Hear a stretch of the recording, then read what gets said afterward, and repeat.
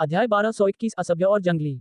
ये निश्चित रूप से दो तीखे छोरों का टकराव था, एक हुआंग था, दूसरा सम्राट कबीले की असाधारण प्रतिभा थी।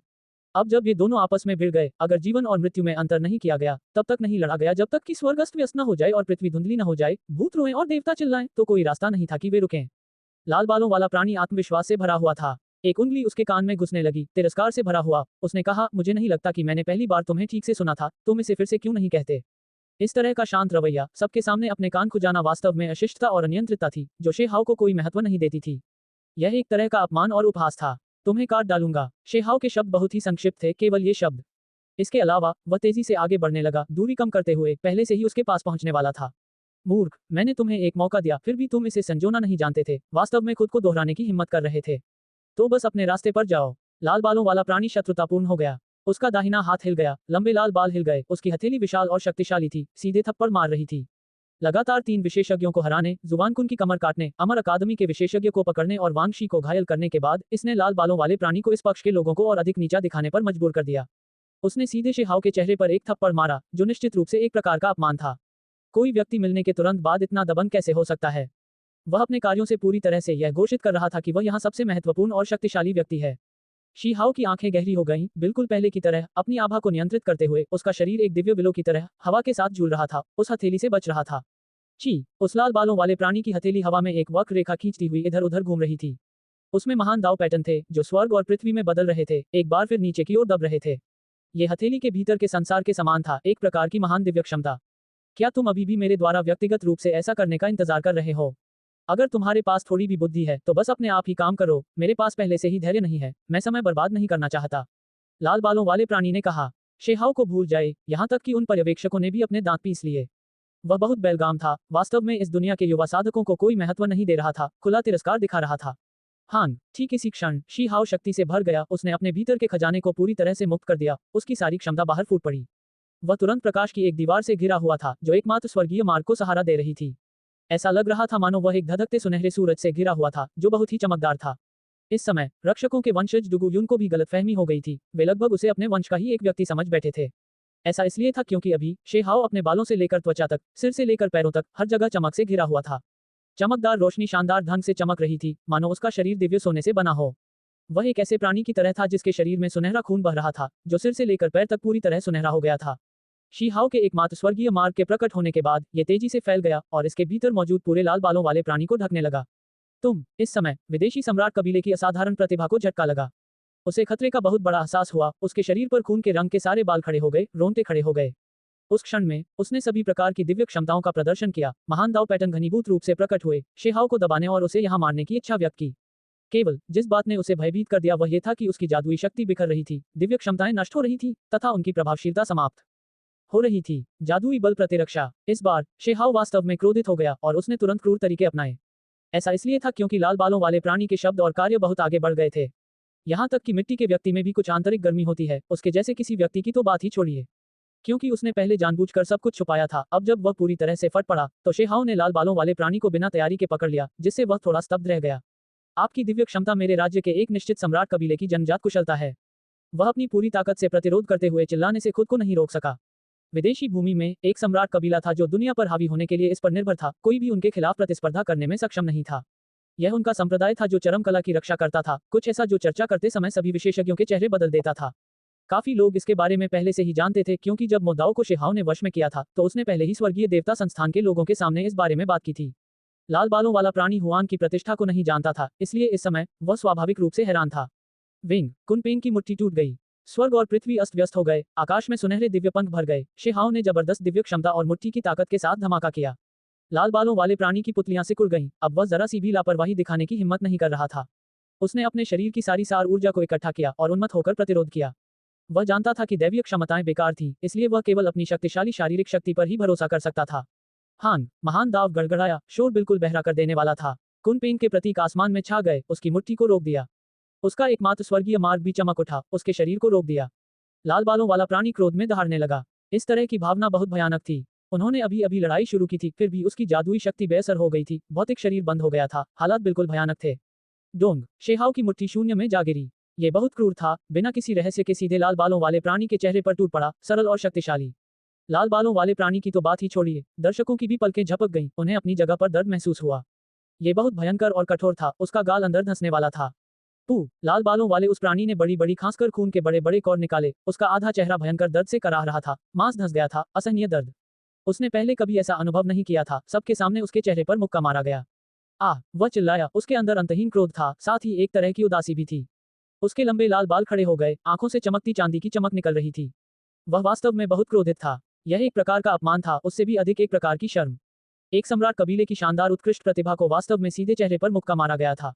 ऐसा पहले कभी नहीं हुआ था। कुछ ही दूरी पर दर्शकों ने शुरुआती घबराहट के बाद राहत की सांस ली।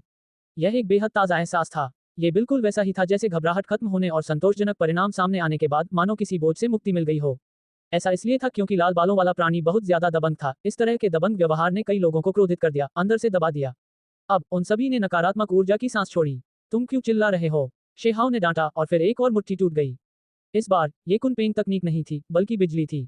बिजली की चमक एक के बाद एक लकीरों को चीरती हुई उसकी मुट्ठी से फूट रही थी। पेंग, यह मुक्का बहुत सीधा था, जिसने लाल बालों वाले प्राणी को दरवाजे में जोर से पटक दिया। इस जोरदार प्रहार से उसे चक्कर आ गया, वह लगभग वहीं बेहोश हो गया। उसके चेहरे से खून टपक रहा था, उसका सिर थोड़ा अंदर धंस गया था, तीव्र दर्द के कारण उसकी आंखें लाल हो गई थीं, लगभग लाल हो गई थीं। हालांकि वह क्या कर सकता था, उसकी दिव्य क्षमताएं प्रभावहीन हो गई थीं और वह एकमात्र स्वर्गीय मार्ग से भी प्रतिबंधित था। हालांकि वह अभी भी चल सकता था, लेकिन उसका शरीर सुस्त था, जिससे वह सबसे खतरनाक स्थिति में पहुंच गया। पीपा की आवाजें लगातार गूंज रही थीं। शेहाव की मुट्ठी सीधे उसके चेहरे पर जा लगी। न केवल उसमें उसकी मांसपेशियों की ताकत थी, बल्कि बिजली भी थी, जो अब पूरी तरह से फूट रही थी। बिजली के तारों की वजह से उसके लाल बालों को काले होते हुए साफ देखा जा सकता था। जहां तक चेहरे की बात है, तो बाल और भी ज्यादा झड़ गए थे, जिससे चेहरा काला हो गया था और थोड़ी जली हुई गंध भी फैल रही थी। इस तरह का भावनात्मक बोझ बहुत ज्यादा था। लाल बालों वाला प्राणी लगभग मौके पर ही बेहोश हो गया। उसे कभी इस तरह से अपमानित नहीं किया गया था, बल्कि सबके सामने उसे हिंसक तरीके से पीटा गया था। ऐसा इसलिए था क्योंकि सबसे अधिक अत्याधिक बात यह थी कि यह सब उसके चेहरे पर लगा था।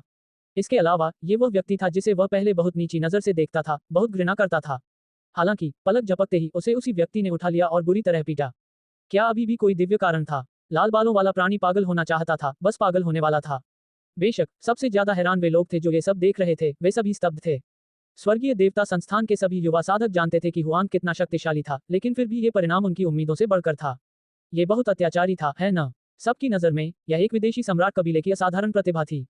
भले ही हुआंग शक्तिशाली था, अगर वे वास्तव में लड़े तो भी उसे कीमत के रूप में खून का भुगतान करना होगा, और तब भी वह जरूरी नहीं कि जीत जाए। परंतु अब यह एक पूरी तरह से अलग कहानी थी। इससे बहुत ही ज्यादा उथल पुथल मच गई। ये तो बस शुरुआत थी, लेकिन शेहाव ने पहले ही सबको एक सुखद आश्चर्य दे दिया, या शायद इसे एक डर कहा जा सकता है। उन्होंने कभी इतना क्रूर व्यक्ति नहीं देखा था। जब उसका सामना विदेशी सम्राट कबीले से हुआ, तब भी वह हास्यास्पद हद तक असभ्य और जंगली था, मानो वह किसी मुर्गे को पकड़कर सीधे उसे हिंसक तरीके से पीट रहा हो। क्या वह इससे अधिक हिंसक और बर्बर हो सकता था? शीहाव की तीसरी मुट्ठी लाल बालों वाले प्राणी पर तब तक प्रहार करती रही जब तक कि उसके मुंह और नाक से खून नहीं निकलने लगा। उसकी वर्तमान स्थिति बिल्कुल दयनीय थी। मैंने कभी नहीं सोचा था कि तुम्हारी चमड़ी इतनी मोटी होगी और मार सहने में इतनी अच्छी होगी। शीहाव ने मजाक उड़ाया। हकीकत में वह थोड़ा घबरा गया था। अगर वह कोई सामान्य व्यक्ति होता तो उसके दिमाग उसकी मुट्ठी में बहुत पहले ही फट चुके होते, खूनी धुंध के विस्फोट में बदल चुके होते। इसमें कोई रहस्य नहीं होता। फिर भी लाल बालों वाला ये प्राणी इस तरह खत्म नहीं हुआ, वह अभी भी पूरी तरह जीवित है। जो लोग देख रहे थे वे भी पीछे हट गए, उन्हें तुरंत एहसास हुआ कि लाल बालों वाला प्राणी कितना भयानक था। अगर वे अचानक शेहाव द्वारा प्रतिबंधित कर दिए जाते तो यह निश्चित रूप से एक भयंकर लड़ाई होती। उसका शरीर बहुत मजबूत था, पूरी तरह से एक शीर्ष शरीर शोधन साधक। अगर मारा जाने वाला लाल बालों वाला प्राणी नहीं होता तो वह पहले ही टुकड़े टुकड़े हो चुका होता। मोटी चमड़ी वाले लड़के, शेहाव ने उपहास करते हुए अपनी मुट्ठियां नीचे की ओर पटक दी। डोंग, इस बार मुट्ठी का बल असाधारण रूप से जबरदस्त था, साथ ही उसमें दिव्य शक्ति के चिन्ह भी थे जो उसकी नाक पर जा लगे। आओ, लाल बालों वाले प्राणी ने एक लंबी दहाड़ लगाई, हर जगह नाक से बलगम और आंसू बह रहे थे। चाहे वह कितना भी शक्तिशाली क्यों न हो, फिर भी वह खुद को रोक नहीं सका। उसकी नाक से पहले तो बहुत तेज दर्द हुआ, फिर वह खट्टी हो गई और अंदर धंस गई। फिर उसके दांत उड़कर बाहर आ गए और तब तक प्रहार करते रहे जब तक कि उसके तीखे दांत ढीले होकर उसके मुंह से बाहर नहीं निकल गए। मैं तुमको मारने जा रहा हूँ। लाल बालों वाला प्राणी बहुत गुस्से में चिल्लाया। उसे ऐसी शर्मिंदगी कभी नहीं झेलनी पड़ी थी। उसका सारा सार रक्त उमड़ पड़ा, आदिम आत्मा चमक उठी, उसके मुंह से एक प्रकार का प्राचीन शास्त्र का जाप हो रहा था। हान, शेहाव ने उसके चेहरे पर बमबारी की जो उसकी आदिम आत्मा को काटने वाला था। ऐसा इसलिए था क्योंकि वह महसूस कर सकता था कि जादुई शक्ति प्रतिरक्षा प्रभाव खोने लगी थी। दूसरे पक्ष के मंत्रोच्चार वाले शास्त्र बेहद अजीब थे जो उसे इन प्रतिबंधों से मुक्त करने वाले थे। अंततः ये लाल बालों वाला प्राणी अत्यंत शक्तिशाली था। शेहाव को यह महसूस हो रहा था कि यदि वे वास्तव में लड़े और उसने अचानक हमला न किया होता तो लड़ाई अतुलनीय रूप से तीव्र होती, इस तरह पूरी तरह एक तरफा नहीं होती। ची, ठीक इसी समय शिहाओ ने एक कुंद तलवार निकाली, बिना किसी हिचकिचाहट के उसे लहराया और उसके माथे की ओर वार किया तथा उसके जीवन को तुरंत समाप्त करने की इच्छा व्यक्त की।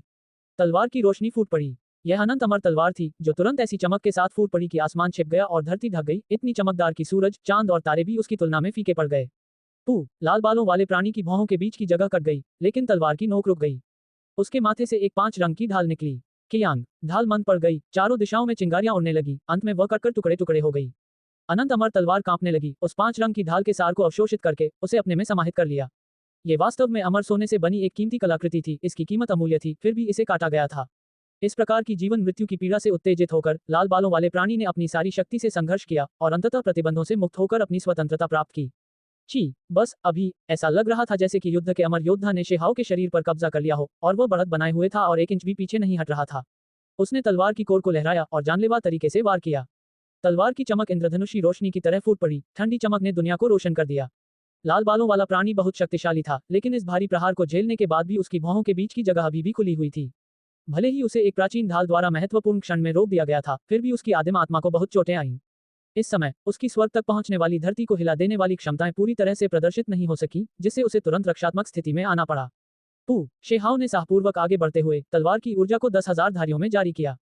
अंत में एक तलवार ने सौदा पक्का कर दिया, उसकी गर्दन को चीरते हुए उसका सिर लगभग सीधा बाहर गिर गया।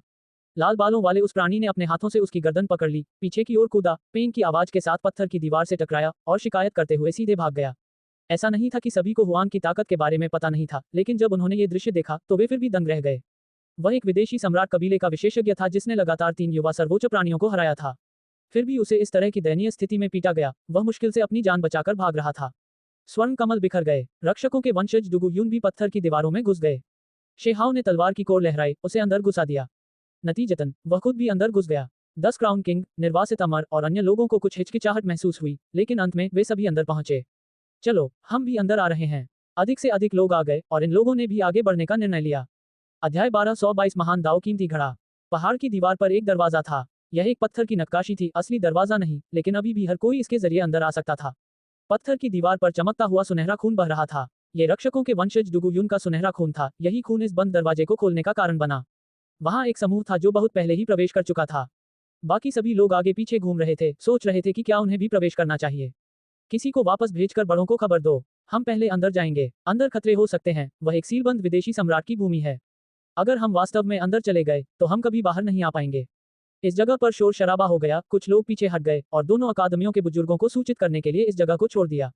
ऐसा इसलिए हुआ क्योंकि यह वाकई एक बहुत बड़ा फैसला था। कई लोग अपना संकल्प तय करने में असमर्थ थे। बेशक जो लोग अधिक जोखिम उठाने को तैयार थे वे भी आगे बढ़ रहे थे, एक के बाद एक भागते हुए पत्थर की दीवार में गायब हो रहे थे। यह एक उजाड़ भूमि थी जिसका दूसरा छोर दिखाई नहीं देता था। हमेशा ही धुंधला धूसर रंग ही मुख्य विषय था। घने बादल धरती को छूने वाले थे।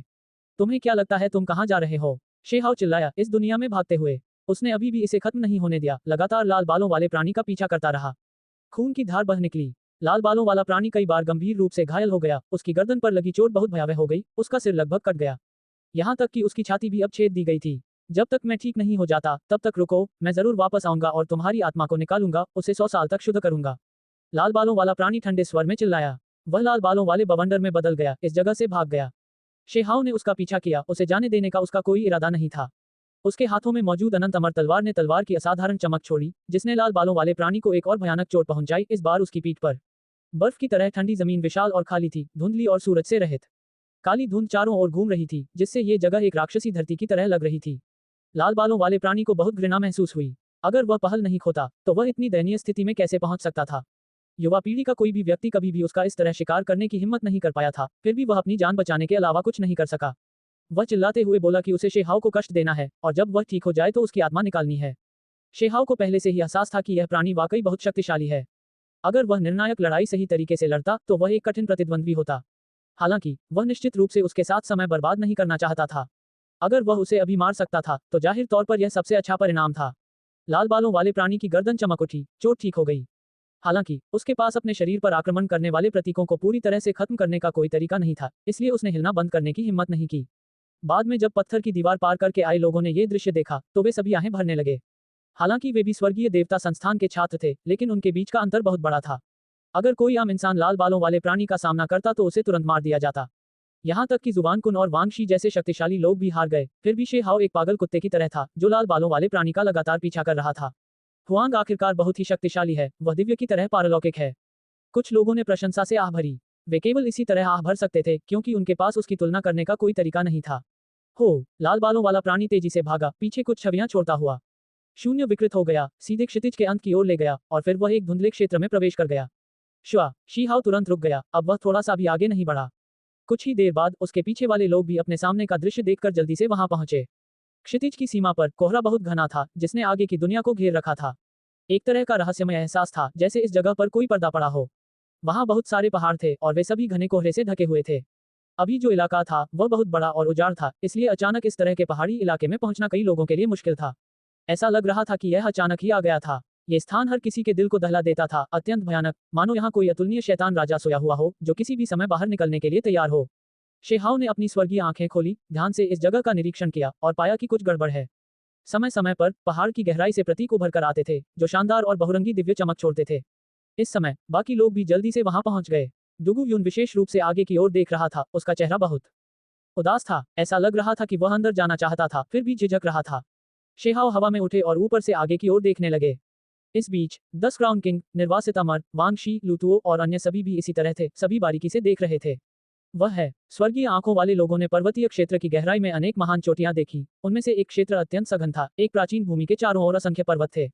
वहां एक बहुमूल्य घड़ा था जो ऐसा लग रहा था जैसे कि वह किसी पहाड़ को काटकर बनाया गया हो, पत्थर से बना हुआ और देखने में प्राचीन, इन पहाड़ों के बीच में रखा हुआ। सभी प्रतीक और बहता हुआ प्रकाश इसके द्वारा जारी किया गया था। इस घड़े से भयानक आभा बिखर रही थी। उन्हें यह समझने के लिए बहुत अधिक सोचने की जरूरत नहीं थी कि यह सीलबंद सम्राट कबीला था। जब हम युद्धपोत के जरिए रियल टूम में दाखिल हुए तो एक बेजोड़ विशेषज्ञ आया था जो हमें डांटता हुआ आया था, वह शायद कोई विदेशी सम्राट कबीले का विशेषज्ञ है। क्या ये हो सकता है कि वह यहाँ है? किसी ने भयभीत होकर कहा, ऐसा महसूस करते हुए कि जल्दबाजी में घुसना एक गलती थी। ऐसा नहीं होना चाहिए। यह क्षेत्र उन लोगों को प्रवेश की अनुमति नहीं देता जो बहुत डरावने हैं, ठीक वैसे ही जैसे मछली पकड़ने के लिए एक बड़ा जाल बड़ी मछली पर ध्यान केंद्रित करता है और छोटी मछलियों को स्वतंत्र रूप से गुजरने देता है। किसी ने इस निष्कर्ष पर आते हुए कहा, आखिरकार दोनों अकादमियों के बुजुर्ग प्रवेश नहीं कर सकते थे। लाल बालों वाला प्राणी भागकर आया और उस कीमती पत्थर के घड़े के सामने खड़ा हो गया। वह पीछे मुड़ा और सभी को घृणा भरी आंखों से देखने लगा। अधिक सटीक रूप से कहें तो वह शेहाओ को देख रहा था। वह वापस लौटा, बिना कुछ कहे वह बैठ गया और अपनी चोटों का इलाज करने लगा, अपने शरीर में विनाश के चिन्हों को हटाने लगा। डुगु यून गायब हो गया। अचानक किसी ने चिल्लाकर कहा, उसे रोका क्यों नहीं गया? क्या हम इस पूरे समय उसे नहीं देख रहे थे? कई लोगों के चेहरे बदल गए, सभी को बुरा लग रहा था। उसने अंतरिक्ष में जाने के लिए एक गुप्त विधि का इस्तेमाल किया, अचानक से निकल गया। हम उसे पकड़ नहीं पाए। तभी सभी लोग गुस्से से भड़क गए क्योंकि उन्होंने पहले से ही डुगु यून को देख लिया था। उसने लाल बालों वाले प्राणी के सामने ही रूप धारण कर लिया था जो पहले से ही प्रवेश कर रहा था। वह सील तोड़ना चाहता है। सबके चेहरे के भाव बदल गए। डुगु यून, तुम्हें इस बारे में सावधानी से सोचना होगा। एक बार सील टूट गई, एक अमर राक्षस को रिहा कर दिया तो तुम भी मर जाओगे। उनके साथ काम करना बाघों से उनकी खाल मांगने से अलग नहीं है। शेहाओ चिल्लाया। स्थिति बेहद खतरनाक लग रही थी। अगर सील वाकई टूट गई तो यह 9 स्वर्गों और 10 पृथ्वियों के लिए एक बड़ी आपदा लाएगी। मैं उन्हें बाहर नहीं जाने दूंगा, मुझे केवल एक उत्तर चाहिए। डुगु यून ने गुप्त रूप से शेहाओ को ध्वनि प्रेषित की। डुगु यून ने अपनी कलाई काट ली जिससे सुनहरा रक्त तुरंत बह निकला जो उस कीमती घड़े पर बिखर गया, जिससे उसमें से चमकदार रोशनी की एक किरण निकली जिसने तुरंत दुनिया को रोशन कर दिया। वह कीमती घड़ा पूरी तरह से पत्थर से बना था, उसकी ऊंचाई पहाड़ जितनी थी।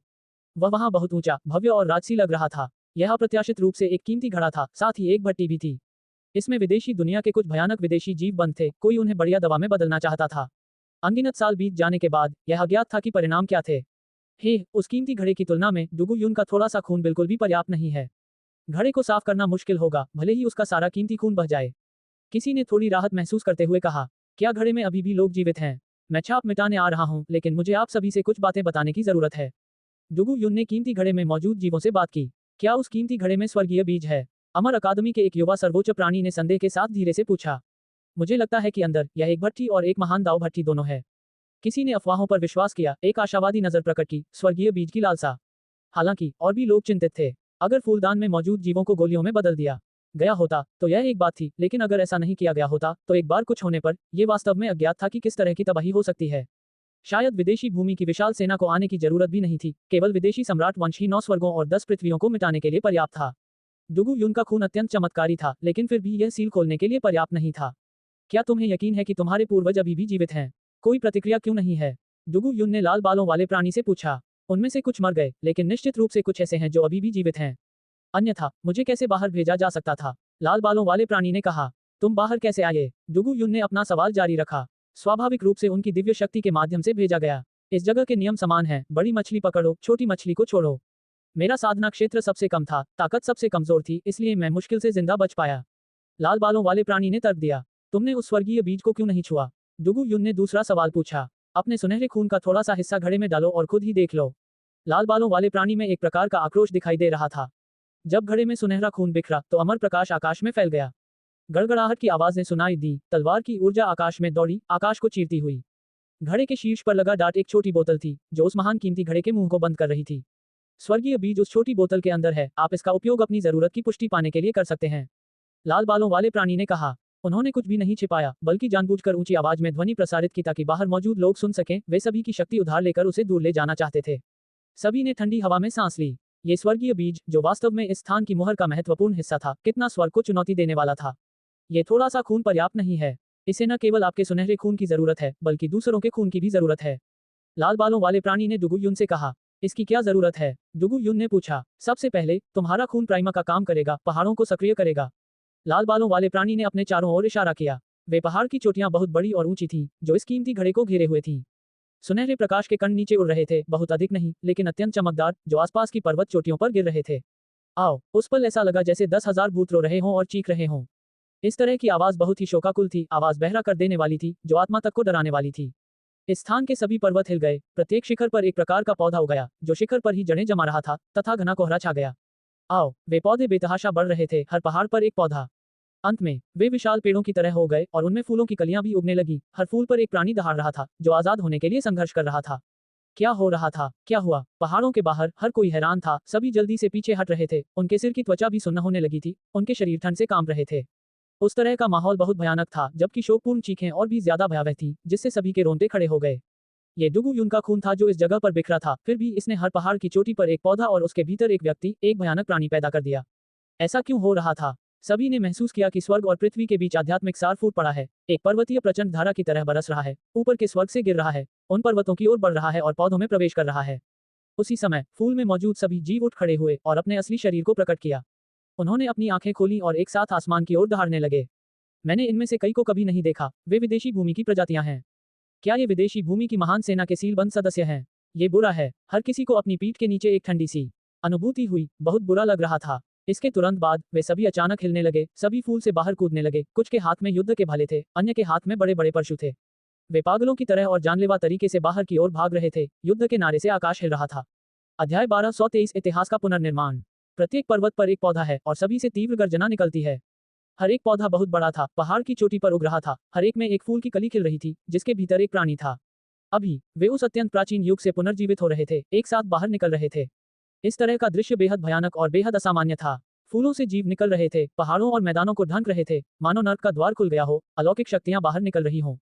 आओ, वे सभी फूलों की पंखुड़ियों से मुक्त हो गए, उनके शरीर मजबूत और स्वस्थ थे, वे दिव्य वानरों की तरह बाहर कूद पड़े और बाहर निकलने के लिए वध करते हुए निकल पड़े। इन सभी प्राणियों में आश्चर्यजनक शैतानी शक्ति थी, उनके आकार अलग अलग थे। दिव्य कीड़े थे, 100 पंखों वाले क्रूर पक्षी, बिना तराजू वाले भूतिया ड्रैगन, ये सभी भयावह और डरावने थे। उनमें से आधे मानव आकार के थे, दिव्य हथियार और तीक्ष्ण कलाकृतियां लिए हुए शरीर, स्वर्गीय गुंबद को चीरते हुए। वे धूमकेतु की तरह आकाश में घूम रहे थे, इस स्वर्ग और पृथ्वी को रोशन कर रहे थे। ये बहुत पागलपन भरा था, ये जगह तुरंत अव्यवस्था में फेंक दी गई। जमीन तुरंत फट गई, सिर्फ उस तरह की शक्ति ने सभी को अचंभित कर दिया। वे इसके खिलाफ कैसे लड़ सकते थे? वे सभी बहुत ही क्रूर प्राणी थे और उनमें से इतने सारे 9 स्वर्गों और 10 पृथ्वियों पर हमला करने के लिए पर्याप्त थे। मारना, वे बस वहां खड़े होकर मौत का इंतजार नहीं कर सकते थे। हर कोई अपना सब कुछ जोखिम में डालता है, भले ही वे जल्द ही युद्ध में मारे जाने वाले हों, फिर भी उन्हें अपनी आवाज बुलंद करनी थी, सबसे शक्तिशाली युद्ध भावना प्रदर्शित करनी थी। होंगलोंग, ठीक जब सभी की आशाएं धूल में मिल रही थी और वे यह मान रहे थे कि वे निस्संदेह मर चुके हैं, तब शून्य में अत्यंत तेजपूर्ण दिव्य प्रकाश चमक उठा, जो अत्यंत तीव्र था तथा स्वर्ग और पृथ्वी में फैल गया। वह एक अमर हथियार था, बेहद स्पष्ट। यह एक महान फरसे जैसा था, लेकिन युद्ध के भाले जैसा भी, बहुत भयानक। ये वार करता था, दिव्य प्रकाश बाहर निकलता था और स्वर्ग में सभी शक्तिशाली प्राणियों को मार गिराता था। हर कोई इस बात पर यकीन नहीं कर पा रहा था कि वे क्या देख रहे हैं। ये कितना शक्तिशाली प्रहार था? ये कैसे हो सकता है? हथियार का एक ही वार इतने शक्तिशाली दुनिया को हिला देने वाले प्राचीन जीवों को मार गिराने के लिए काफी था। यह महान दाव कीमती घड़ा है। राजकुमारी याओ युए ने घबराकर चिल्लाया। तथाकथित अमर हथियार महान दाव घड़े से संघनित किया गया था, घड़े के शरीर से जारी किया गया था, सभी दुश्मनों को दबा दिया। इस समय पहाड़ हिलने लगे, सभी पौधे आघात से पीड़ित हो गए। भयानक फूल एक के बाद एक टूट गए, कई जीव घातक आघात से पीड़ित हो गए। इस दृश्य ने सभी को चौंका दिया। यह अकल्पनीय लग रहा था। ये सिर्फ एक ही वार था, फिर भी इसने सब कुछ सामान्य कर दिया। आओ, कई जीव चीखे, उनके हाव भाव भयावह थे, कुछ अभी भी नहीं मरे, जमीन पर गिरने के बाद और भी अधिक क्रूर हो गए। महान दाव घड़ा फिर से चला, जिससे एक और तरह की छाप बनी, एक अमर तलवार। ये बिजली की एक लकीर की तरह शून्य में उड़ गई और फिर पू की आवाजें लगातार गूंजने लगी, उन सभी को काटती हुई। क्या ये सच है? मुझे ऐसा क्यों लग रहा है कि मैं सपना देख रहा हूँ? लूचुओ ने खुद से कहा। सिर्फ उसे ही ऐसा नहीं लग रहा था, बल्कि शेहाओ और दूसरे लोगों को भी अंदर से संदेह हो रहा था। सब कुछ उतना वास्तविक नहीं लग रहा था। मारना, युद्ध की चीखें आसमान को हिलाकर रख देती हैं। जमीन पर मौजूद अनगिनत शक्तिशाली जीव अभी भी नहीं मरे हैं, वे अमर हथियार का प्रतिरोध करने के लिए आसमान की ओर भाग रहे हैं। वे हर जगह थे, घनी भीड़ में, फिर क्यों अधिक संख्या में दिखाई दिए, जितने अधिक लोग मारे गए। हर किसी को इस असामान्यता का एहसास हुआ। यहाँ तक कि मौसम भी बदल गया, काले बादल बरसने लगे, पागल हवाएं चलने लगी और गरज के साथ बारिश होने लगी, मानो न्याय का दिन आ गया हो। इस बीच ये सब कुछ क्षण भर में ही घटित हो गया। यह अत्यंत अस्वाभाविक था, मानो अंतरिक्ष ही फट गया हो और अचानक एक अलग क्षेत्र में प्रवेश कर गया हो तथा इस प्रकार का दृश्य प्रदर्शित कर रहा हो। ये संभवतः एक अमर प्राचीन दृश्य का पुनः प्रकट होना है। जो हम देख रहे हैं जरूरी नहीं कि वह वर्तमान में हो रहा हो, यहाँ तक कि स्वर्गीय आंखें भी अवरुद्ध हो सकती हैं। निर्वासित अमर ने धीरे से कहा। इसे पूरी तरह से भ्रम भी नहीं माना जा सकता, ये सच्ची छापें हैं जो पुनः प्रकट हो रही हैं। इस प्राचीन भूमि में दर्ज सब कुछ अनगिनत पहाड़ों के भीतर उत्कीर्ण है। अमर अकादमी के एक शक्तिशाली साधक ने कहा। समय की शक्ति। इस समय 10 क्राउन किंग ने अपने हाथों में विश्व वृक्ष के पौधे को जोर से लहराते हुए कहा।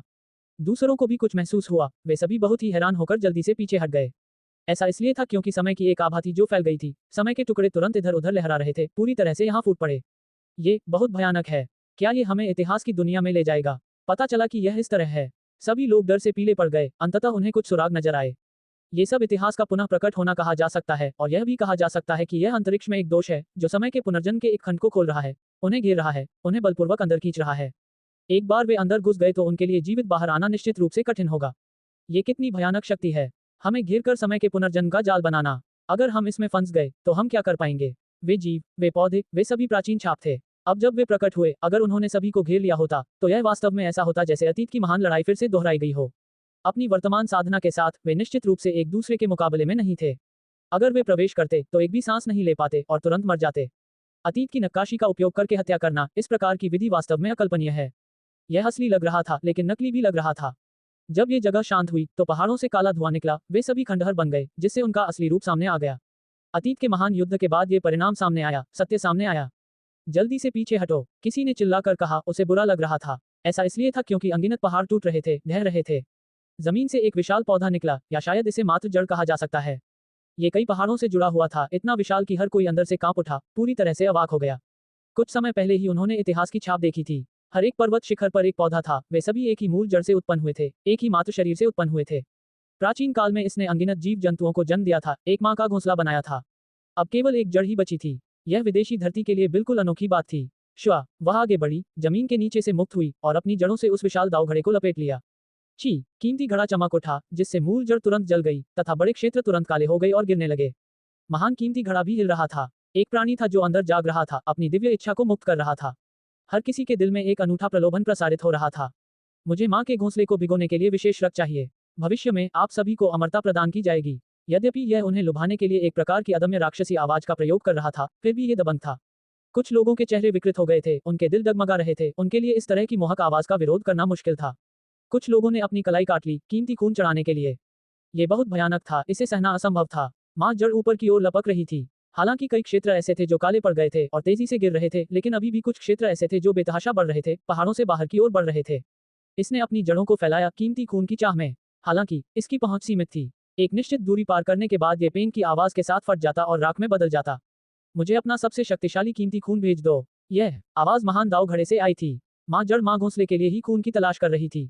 आवाज में अदम्य शक्ति थी, इच्छा शक्ति भयावह थी। कई लोग विरोध करने में असमर्थ थे और अनजाने में ही पहाड़ी क्षेत्र की ओर चल पड़े।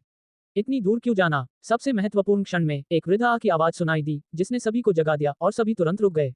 महान दाव घड़ा चमक उठा, कुछ पैटर्न स्पष्ट होते जा रहे थे। यह अप्रत्याशित रूप से एक मानवीय छवि थी जो अभी संघनित हो रही थी, अधिक से अधिक स्पष्ट होती जा रही थी। तभी घड़े की सतह से एक व्यक्ति बाहर आया। वह मूलतः एक उत्कीर्णन था, लेकिन अब उसने खुद को मुक्त कर लिया। हाथ में तलवार ने सीधे मूल जड़ को काट डाला। आग की लपटें आकाश में फैल गईं, कई जड़ें जलकर काली राख में बदल गईं। क्या तुम मर नहीं गए? तुम कैसे एक हम शक्ल को पीछे छोड़ गए? महान दाव कीमती फूलदान में बंद प्राणी गुस्से में दहाड़ उठा, ये स्वीकार करने में असमर्थ। उसे अत्यधिक निराशा महसूस हुई, असाधारण रूप से कमजोर, मानो वह हवा में बची हुई मोमबत्ती हो, उसकी आत्मा की लौ किसी भी क्षण बुझने वाली हो। उस समय तुम्हारी सेना के अनगिनत सदस्य नष्ट हो गए थे, मुझे कभी उम्मीद नहीं थी कि अब भी एक भी मूल जड़ बची होगी। कुछ जड़ों के बच जाने के बाद तुम वास्तव में इस हद तक ठीक हो गए। अगर मैं भी कोई वसीयत नहीं छोड़ता तो तुम वास्तव में स्वर्ग को चुनौती देने में सक्षम हो सकते थे। उस मानव प्राणी ने कहा। हान, ऐसा लग रहा था जैसे वह जल रहा हो। उसने अपने हाथ में तलवार लहराई और उससे निकलने वाली अंतहीन लपटें उस मूल जड़ को डुबो रही थीं। नहीं, महान दाव घड़ा हिंसक रूप से हिल गया, अंदर का प्राणी संघर्ष कर रहा था। यहीं से उसके बचने की उम्मीद छिपी थी, जब तक वह विभिन्न प्रकार के कीमती रक्त में डूबा हुआ था, वह पुनर्जन्म ले सकता था, इससे बच सकता था। अब उसकी सारी आशाएं ध्वस्त हो गईं। अब समय आ गया है कि तुम भी गायब हो जाओ। तुम सब सिर्फ स्वर्गीय बीज का पोषण बन सकते हो, उसे परिपक्व होने दो और पूर्णता प्राप्त करने दो। वह मानव जैसा प्राणी निर्दयता से बोला। जब उन्होंने यहाँ तक सुना तो सभी अंदर से कांप उठे। विदेशी सम्राट कबीला कितना शक्तिशाली था, फिर भी वह वास्तव में एक बीज का पोषण बनने वाला था। हर कोई भयभीत था। वह स्वर्गीय बीज वास्तव में क्या था, जिसे इस तरह के पोषण, अंतहीन समय के पोषण की आवश्यकता थी? क्या ये कुछ ऐसा था जिसे मनुष्य नियंत्रित कर सकता था? एक बार जब ये परिपक्व हो गया तो कौन किसे पूरा बनाएगा? सभी के मन में पुनः संदेह उत्पन्न हो गया। ऐसा महसूस होने लगा कि निश्चित रूप से कुछ बहुत ही अजीब घटित हो रहा है, तथा परिणाम उनकी पिछली अटकलों से बिल्कुल भिन्न है। पुराने पूर्वज, लाल बालों वाला प्राणी चिल्लाया। उसके बगल में डुगुयुन की अभिव्यक्ति उदास थी, उसे नहीं पता था कि वह क्या सोच रहा था। उसकी भावनाएं तीव्रता से उतार चढ़ाव कर रही थीं। वह मानव जैसा प्राणी धुंधला होता जा रहा था, धुंधला होने लगा था, उन दोनों पर कोई ध्यान नहीं दे रहा था, उन्हें कोई महत्व नहीं दे रहा था। उसने इन कमजोर प्राणियों को पूरी तरह से नजरअंदाज कर दिया। आप किसे पूरा कर रहे हैं? आप 9 स्वर्गों 10 पृथ्वियों में से कोई नहीं है, आप कौन हैं? विदेशी सम्राट कबीले विशेषज्ञ ने महान दाव कीमती फूलदान से कमजोरी से चिल्लाया। उस समय इस व्यक्ति ने उस पर मुहर लगा दी थी, लेकिन अंत में वो स्वयं भी मर गया, उस स्वर्गीय बीज को पोषित करने के लिए इतनी बड़ी कीमत चुकाते हुए। ये किसके लिए था? कोई न कोई इस स्वर्गीय बीज को काटने आएगा। यह ऐसी चीज नहीं है जिसके बारे में तुम्हें चिंता करने की जरूरत है। उस प्राणी ने उदासीनता से कहा। बची हुई इच्छा का ये धागा अस्पष्ट हो गया, पूरी तरह से बिखरने वाला था। क्या तुम उस प्राचीन रास्ते से आए प्राणी हो? डुगु युन ने कांपती आवाज में पूछा। इन सब का आप सबसे कोई लेना देना नहीं है।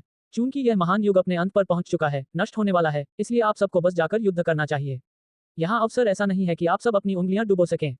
उस मानव आकृति ने ठंडे स्वर में कहा। दूर से शी हाओ, वांग शी, निर्वासित अमर और बाकी सभी के भाव एक के बाद एक गंभीर होते गए, उनके मन बहुत हिल गए। डुगु युन ने चिल्लाकर पूछा, मेरे पूर्वजों ने पहले किस तरह की भूमिका निभाई थी? उसे अंदर से बहुत उलझन महसूस हुई, वह चिंता और डर से भर गया। प्राचीन काल में, अंतिम महान युग में, जिन प्राणियों के पास स्वर्ण रक्त था, वे 9 स्वर्गों और 10 पृथ्वियों के रक्षक थे, जो युद्ध में रक्त बहाते थे और अंततः अपने जीवन की कीमत चुकाते थे। और अब डुगु युन को समझ में आ गया कि एक समय ऐसा आएगा जब उसका सुनहरा खून काला हो जाएगा। उसने इसे अपनी आंखों से देखा और कुछ अंदरूनी विवरण सीखे। इस बीच वह ओरिजिन एंशिएंट माइन में भी गया, जिससे अंतहीन काला खून बाहर निकल आया, जिसने उसे बहा दिया। उसने कुछ ऐसी चीजें देखी जिसने उसकी सारी जानकारी को तहस नहस कर दिया।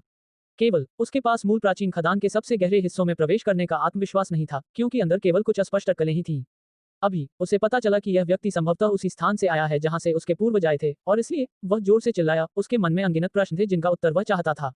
मेरे जैसे नश्वर संसार में गिरने के बाद तुम्हें बहुत ज्यादा नहीं सोचना चाहिए। तुम्हें बस अपरिहार्य विपत्ति का इंतजार करना चाहिए। इस प्राणी का शरीर और भी ज्यादा धुंधला हो गया, इस तरह ठंडी प्रतिक्रिया दे रहा था। वह बाहर कदम बढ़ाने लगा, उस महान दाव कीमती घड़े के पास लौटने के लिए। अध्याय 1224 सभी दाव वृक्ष। मुझे अभी भी आपका मार्गदर्शन मांगना है। डुगु युन विवरण समझना चाहता था, लेकिन उस दाववादी आकृति ने एक कदम बाहर निकाला। उसकी आकृति बड़े दाव घड़े में वापस जाने वाली थी। स्वर्गीय बीज किसके लिए तैयार किया गया था कि कोई उसे इस तरह से पोषित करे? ये वाकई थोड़ा डरावना था। प्रतिभाशाली लोगों के समूह में बहुत इच्छा थी। आज सभी प्रकार की अप्रत्याशित चीजें घटित हुई, जिससे वे बहुत हैरान हो गए। जो जानकारी उन्होंने प्राप्त की वह बहुत ही आश्चर्यजनक थी, जिससे उनके मन में बहुत अधिक उतार चढ़ाव आए। ये स्वर्गीय बीज ऐसा क्यों है कि हम इसे प्राप्त नहीं कर सकते? लूतुओ ने पूछा। बहुत से लोग इस विचार से सहमत थे। याओ यू, वांग शी और अमर अकादमी के विशेषज्ञों की आंखें जुनून से जल रही थीं, यहाँ तक कि 10 क्राउन किंग, जिनके पास विश्व वृक्ष का पौधा था, को भी शांत होना मुश्किल हो रहा था। शेहाओ ने और भी अधिक अपनी स्वर्गीय आंखें खोली और महान दाव कीमती घड़े की ओर घूरने लगा। एक ठंडी खर्राटों की आवाज आई। वह दाववादी व्यक्ति बहुत धुंधला था। उसने मुड़कर उन्हें एक आखिरी बार देखा और एक बेहद ठंडे स्वर में कहा, अपनी भ्रामक सोच बंद करो। यह ऐसा बीज नहीं है जिसे तुम सब अपनी क्षमताओं से प्राप्त करने की उम्मीद कर सकते हो। तुम सबको बस ये जानना चाहिए कि अपनी सीमाओं में कैसे रहना है और इस नश्वर दुनिया में अपने दिन ठीक से कैसे जीना है। वह अत्यंत उदासीन था और अपनी नजरें सभी पर घुमा रहा था। इस प्रकार के उदासीन रुख से सभी प्रतिभाशाली लोगों में शिकायत और असंतोष की भावना उत्पन्न हो रही थी। निर्वासित अमर, शेहाओ और अन्य प्रतिभाशाली लोग, उनमें से कौन मनुष्यों में दिग्गज नहीं था? उनकी प्राकृतिक प्रतिभाएं दुनिया को हिला देने वाली थीं, फिर भी इस व्यक्ति को जरा भी परवाह नहीं थी। उसका लहजा उदासीन था, उन्हें कोई महत्व नहीं दे रहा था।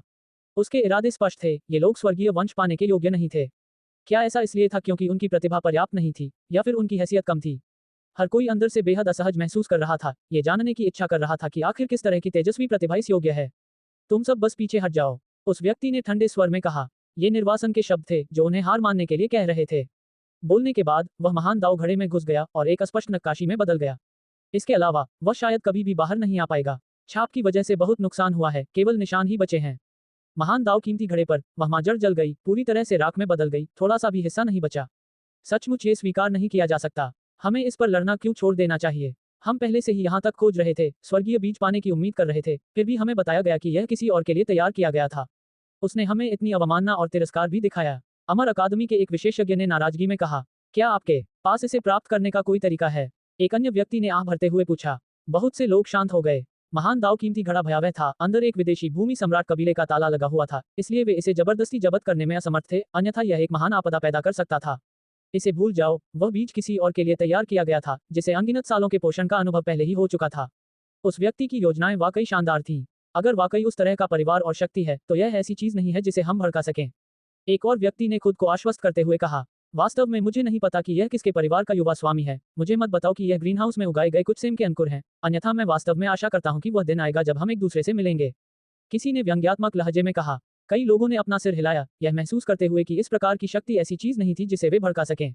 ऐसा इसलिए था क्योंकि उस मानव आकार वाले प्राणी ने कहा था कि यह नश्वर संसार से अछूता स्थान है, अथाह है, तथा संदेह है कि यह वही स्थान है जहां से रक्षक आए थे। डुगु युन शून्य भाव से उस महान दाव कीमती घड़े को देखता रहा, एक शब्द भी नहीं बोला। लाल बाल, तुम यहाँ आओ। शी हाओ ने चिल्लाते हुए अपनी स्वर्गीय आंखें उस लाल बालों वाले प्राणी पर निशाना साधी। लाल बालों वाला ये प्राणी विदेशी भूमि के सम्राट कबीले की असाधारण प्रतिभा थी। जब उसने ये सुना तो वह इतना क्रोधित हो गया कि उसकी आंखें ऊपर उठ गईं, जिससे एक क्रूर रूप प्रकट हुआ। अगर ये तथ्य न होता कि उसे पहले गंभीर चोटें लगी थी, तो वह बहुत पहले ही उस पर हमला कर चुका होता। मैं तुम्हारी आत्मा को खा जाऊंगा, उसने दांत पीसते हुए घृणा से कहा। बस मर जाओ। शेहाओ ने पहले ही दूर से हमला कर दिया, बिजली सम्राट की विधि का प्रदर्शन किया। वह खुद नहीं हिला, लेकिन वह एक काले बादल पर स्थानांतरित हो गया जिसमें बिजली का समुद्र था, क्रूरता से हमला किया। कच, विद्युतीय आग ने शून्य को चीर दिया, नीचे की ओर टूटकर एक असीम विस्तार का निर्माण किया। लानत है सब पर, अगर मैं इस बार नहीं मरा तो मैं तुम्हें जल्दी या बाद में ढूंढ लूंगा। लाल बालों वाला प्राणी गुस्से में दहाड़ उठा। फिर वह पलटा और कूद गया और महान दाव कीमती घड़े में घुस गया। ऐसा इसलिए था क्योंकि उसके पास पहले से ही कोई रास्ता नहीं था। यहाँ बहुत सारे युवा प्रतिभाशाली लोग थे। पहले उसने क्रूरता से काम लिया था, इसलिए उनके साथ सामंजस्य स्थापित करने का कोई रास्ता नहीं था। ची, विशाल दाव घड़े से रक्तिम प्रकाश की एक किरण निकली और उसके चारों ओर फैल गई। इस प्रकार उसका शरीर लुप्त हो गया। आत्महत्या करने की कोशिश कर रहे हो? तुम तुरंत बिखरी हुई राख और फैले हुए धुएं में तब्दील हो जाओगे। किसी ने व्यंग्य किया। महान दाव कीमती फूलदान से बचकर भागना बिल्कुल भी आसान नहीं था। अभी वह सीधे जाल में जा रहा था। ये वास्तव में मौत को आमंत्रित करने जैसा लग रहा था। ये जगह फिर से शांत हो गई, जमीन अस्त व्यस्त हो गई, पौधों की राख हर जगह बिखर गई। महान दाव कीमती घड़ा पत्थर के पहाड़ों में बदल गया, वहां पर खड़ा होने के कारण काफी अकेला लग रहा था। डुगु युन चुप हो गया और काफी देर तक बिना हिले डुले वहीं खड़ा रहा। बाकी लोग भी शांत थे, काफी निराश महसूस कर रहे थे। यहाँ तक पहुंचने के बाद वास्तव में फसल काटने के लिए कुछ भी नहीं था, स्वर्गीय बीज प्राप्त करने में असमर्थ थे। उनमें से कोई भी इसे स्वीकार नहीं करना चाहता था। उस डुगु युन ने विदेशी प्राणी के साथ सांठगांठ की थी। बहुत देर बाद किसी ने इस तरह कहा, उसकी आंखों से ठंडी रोशनी निकली। किसी ने उसे रोकते हुए कहा, बस जाने दो, वह रक्षकों का वंशज है, इसलिए अगर वह सचमुच मारा गया तो वाकई बहुत बड़ी मुसीबत खड़ी हो जाएगी। उसने जो कुछ किया है उसके बारे में बड़ों को बताओ और उनसे कहो कि वे उससे निपटें। इसके तुरंत बाद लोगों का समूह उसी रास्ते से पत्थर की दीवार को पार करके चला गया जिस रास्ते से वे आए थे। फिर उन्होंने इस क्षेत्र में फिर से खोज शुरू की, दिव्य औषधियां पकड़ी, स्वर्ग और पृथ्वी की आध्यात्मिक चीजें इकट्ठी की। हालांकि उन्हें कुछ फसल मिली, लेकिन ये बहुत अच्छी नहीं थी, क्योंकि दिव्य औषधि के बचे हुए कुछ डंठल बहुत पहले ही गिर चुके थे। जब वे वापस लौटे और दोनों अकादमियों के बुजुर्गों के पास जाकर उन्हें अपने अनुभव बताए तो उन बूढ़े राक्षसों के चेहरे पर अत्यंत उदासी छा गई। क्या इस जगह में वास्तव में इतनी विचित्रता थी, और यह सब सिर्फ एक स्वर्गीय बीज को पोषित करने के लिए था? एक बुजुर्ग ने भौहें सिकोड़ते हुए बहुत प्रभावित महसूस किया। सभी बुजुर्ग भी डरे हुए थे। इतने सालों तक पोषित होने के बाद वह स्वर्गीय बीज कितना शक्तिशाली हो गया होगा। आखिर वह कौन था जिसने इतनी शानदार चीज तैयार की थी? उन सभी को थोड़ा डर लगने लगा और उनका आत्मविश्वास कम होने लगा। कोई बुराई नहीं, तथाकथित सबसे शक्तिशाली स्वर्गीय बीज जरूरी नहीं कि एक बेजोड़ प्राणी पैदा कर सके। मेरा मानना है कि आप में से कुछ लोग ऐसे हैं जो ऊपर उठ सकते हैं, वास्तव में बेजोड़ बन सकते हैं। अगर भविष्य में ऐसा दिन आए जब आप सभी को उस व्यक्ति से स्वर्गीय बीज के साथ लड़ना पड़े, उसे नुकसान से बचाना हो, उसे हराने के लिए एक अपूर्ण बीज का उपयोग करना हो, तभी ऐसे व्यक्ति को सर्वोच्च प्राणी माना जा सकता है। एक बुजुर्ग ने जोर से कहा। ये बात स्पष्ट रूप से प्रतिभाशाली लोगों को सांत्वना देने के साथ साथ उन्हें प्रोत्साहित करने के लिए कही गई थी, लेकिन इसका असर वाकई हुआ। कुछ लोगों का खून जलने लगा, आत्मविश्वास की लहर उमड़ पड़ी। बेशक अभी भी एक मौका है कि आप सभी को एक सही स्वर्गीय बीज मिल सकता है। वर्तमान में कोई ऐसा व्यक्ति है जो विश्व वृक्ष के पौधे को पकड़ता है, और भविष्य में अन्य लोग भी बढ़िया फसल प्राप्त कर सकते हैं। जिसके पास विश्व वृक्ष का पौधा था वह स्वाभाविक रूप से 10 मुकुटधारी राजा था। इस तथ्य से सभी को अविश्वसनीय रूप से ईर्ष्या हो रही थी। जाना। वे इस प्राचीन भूमि से चले गए तथा इस क्षेत्र को पंचतत्व प्रतिवर्तन संरचना के अधीन छोड़ गए। अमर अकादमी और स्वर्गीय देवता संस्थान के लोग अलग हो गए। अगले दिनों में सभी ने इस पंचतत्व महाद्वीप में बीज इकट्ठा करने के लिए उत्सुकता से खोज की। शेहाव और किंगी लगातार खोज करते हुए साथ साथ चले। वे एक के बाद एक अजीबोगरीब भूमि में प्रवेश कर गए, आश्चर्यजनक रूप से कई बीजों की खोज की, सभी को इकट्ठा किया, धातु, लकड़ी, पानी, आग, पृथ्वी, 5 प्रकार के दाव बीज। बेशक इसका मतलब यह नहीं था कि 5 अलग अलग गुण बीज होने से कोई 5 तत्वों का अमर बीज पैदा कर सकता है, क्योंकि यह बिल्कुल भी यथार्थवादी नहीं था। हालांकि यह अभी भी यह साबित करने के लिए पर्याप्त था कि उनके अवसर कितने आश्चर्यजनक थे। कई दिनों बाद बहुत से लोग उत्साहित हो गए। इस महाद्वीप की पंचतत्व सार ऊर्जा बहुत मजबूत थी। कुछ दुर्लभ कीमती बीज प्राप्त करने के अलावा वहां के लोग पंचतत्व सामग्री और अन्य चीजों की खुदाई कर रहे थे। बेशक लूतुओ, निर्वासित अमर और अन्य लोगों के लिए वे सभी इतने आकर्षक नहीं थे। वे एक परिपूर्ण बीज चाहते थे। हान, उस दिन पूरी पृथ्वी हिल गई, स्वर्ग और पृथ्वी सुनहरे प्रकाश से ढक गए। एक बड़ा भूकंप आया। आधी दुनिया का पेड़ जाने वाला है, एक बुजुर्ग ने ऊंची आवाज में कहा और सबको बताया। वह सुनहरा प्राचीन वृक्ष हिल गया, दिव्य सूर्य की चमक आकाश में फैल गई। हर एक पत्ती ने सूर्य, चंद्रमा और तारों को सहारा दिया, जिससे आश्चर्यजनक जीवन शक्ति निकली। ऐसा लग रहा था जैसे वह अपने आप एक दुनिया बना सकता है, ब्रह्मांड का एक टुकड़ा बना सकता है। इसके आसपास अराजक ऊर्जा और भी मजबूत होती गई। 5 तत्वों की सार ऊर्जा ने इसे और भी विकसित किया। इसके परिवर्तन एक सच्चे विश्व वृक्ष की ओर बढ़ रहे थे। चलो चलते हैं, हम अभी भी इसके पीछे चलेंगे। जिन जगहों पर यह जाना चाहता है वे सभी रहस्यमय पवित्र भूमियां हैं। दूसरे एल्डर ने कहा। इम्मोर्टल अकादमी का युद्धपोत भी वहां से चला गया। स्पष्टतः उसके भी विचार उनके जैसे ही थे। सुनहरे रंग के प्राचीन वृक्ष ने अपनी जड़ें उखाड़ ली, उसके चारों ओर जीवन ऊर्जा पनप रही थी। इसने स्वर्ग और पृथ्वी को चीर दिया, दूर तक भाग गया। इसके परिणामस्वरूप जो हलचल हुई वह वास्तव में बहुत बड़ी थी। स्वर्गीय स्थान हिल रहा था, तारे एक के बाद एक गिर रहे थे। जैसा कि अपेक्षित था, अगला पड़ाव एक और अद्भुत जगह थी। ये जगह दिव्य और शांतिपूर्ण थी। आकाश में शुभ बादल छाए हुए थे, सब कुछ महान दाव प्रतीकों द्वारा निर्मित था। जब सभी लोग नीचे उतरे तो उनके मन बहुत हिल गए। यह कोई सच्ची पवित्र भूमि नहीं थी, बल्कि दुनिया के प्राकृतिक नियमों द्वारा गढ़ी गई भूमि थी। प्राकृतिक दाव बीज, किसी ने घबराकर चिल्लाया, उसका मन बहुत हिल गया। उन्होंने एक पेड़ देखा जिस पर बहुत सारे फल लगे थे, वे सभी प्राकृतिक दाव द्वारा उत्पन्न हुए थे। कितनी अफसोस की बात है, यह कोई सर्वदाव वृक्ष नहीं है। अगर ऐसा होता तो यह नवजात ब्रह्मांड बीज के बराबर होता, विश्व वृक्ष के पौधे से कमतर नहीं। किसी ने आह भरते हुए कहा। अफवाह थी कि एक फलदार वृक्ष था जिसे ऑल दाव वृक्ष कहा जाता था। जब उसमें फल लगते थे तो उनमें से 10,000 से ज्यादा फल होते थे, जिनमें सभी तरह के महान दाव होते थे, जो व्यवहारिक रूप से स्वर्ग और पृथ्वी के सभी प्राकृतिक नियमों का अवतार होते थे।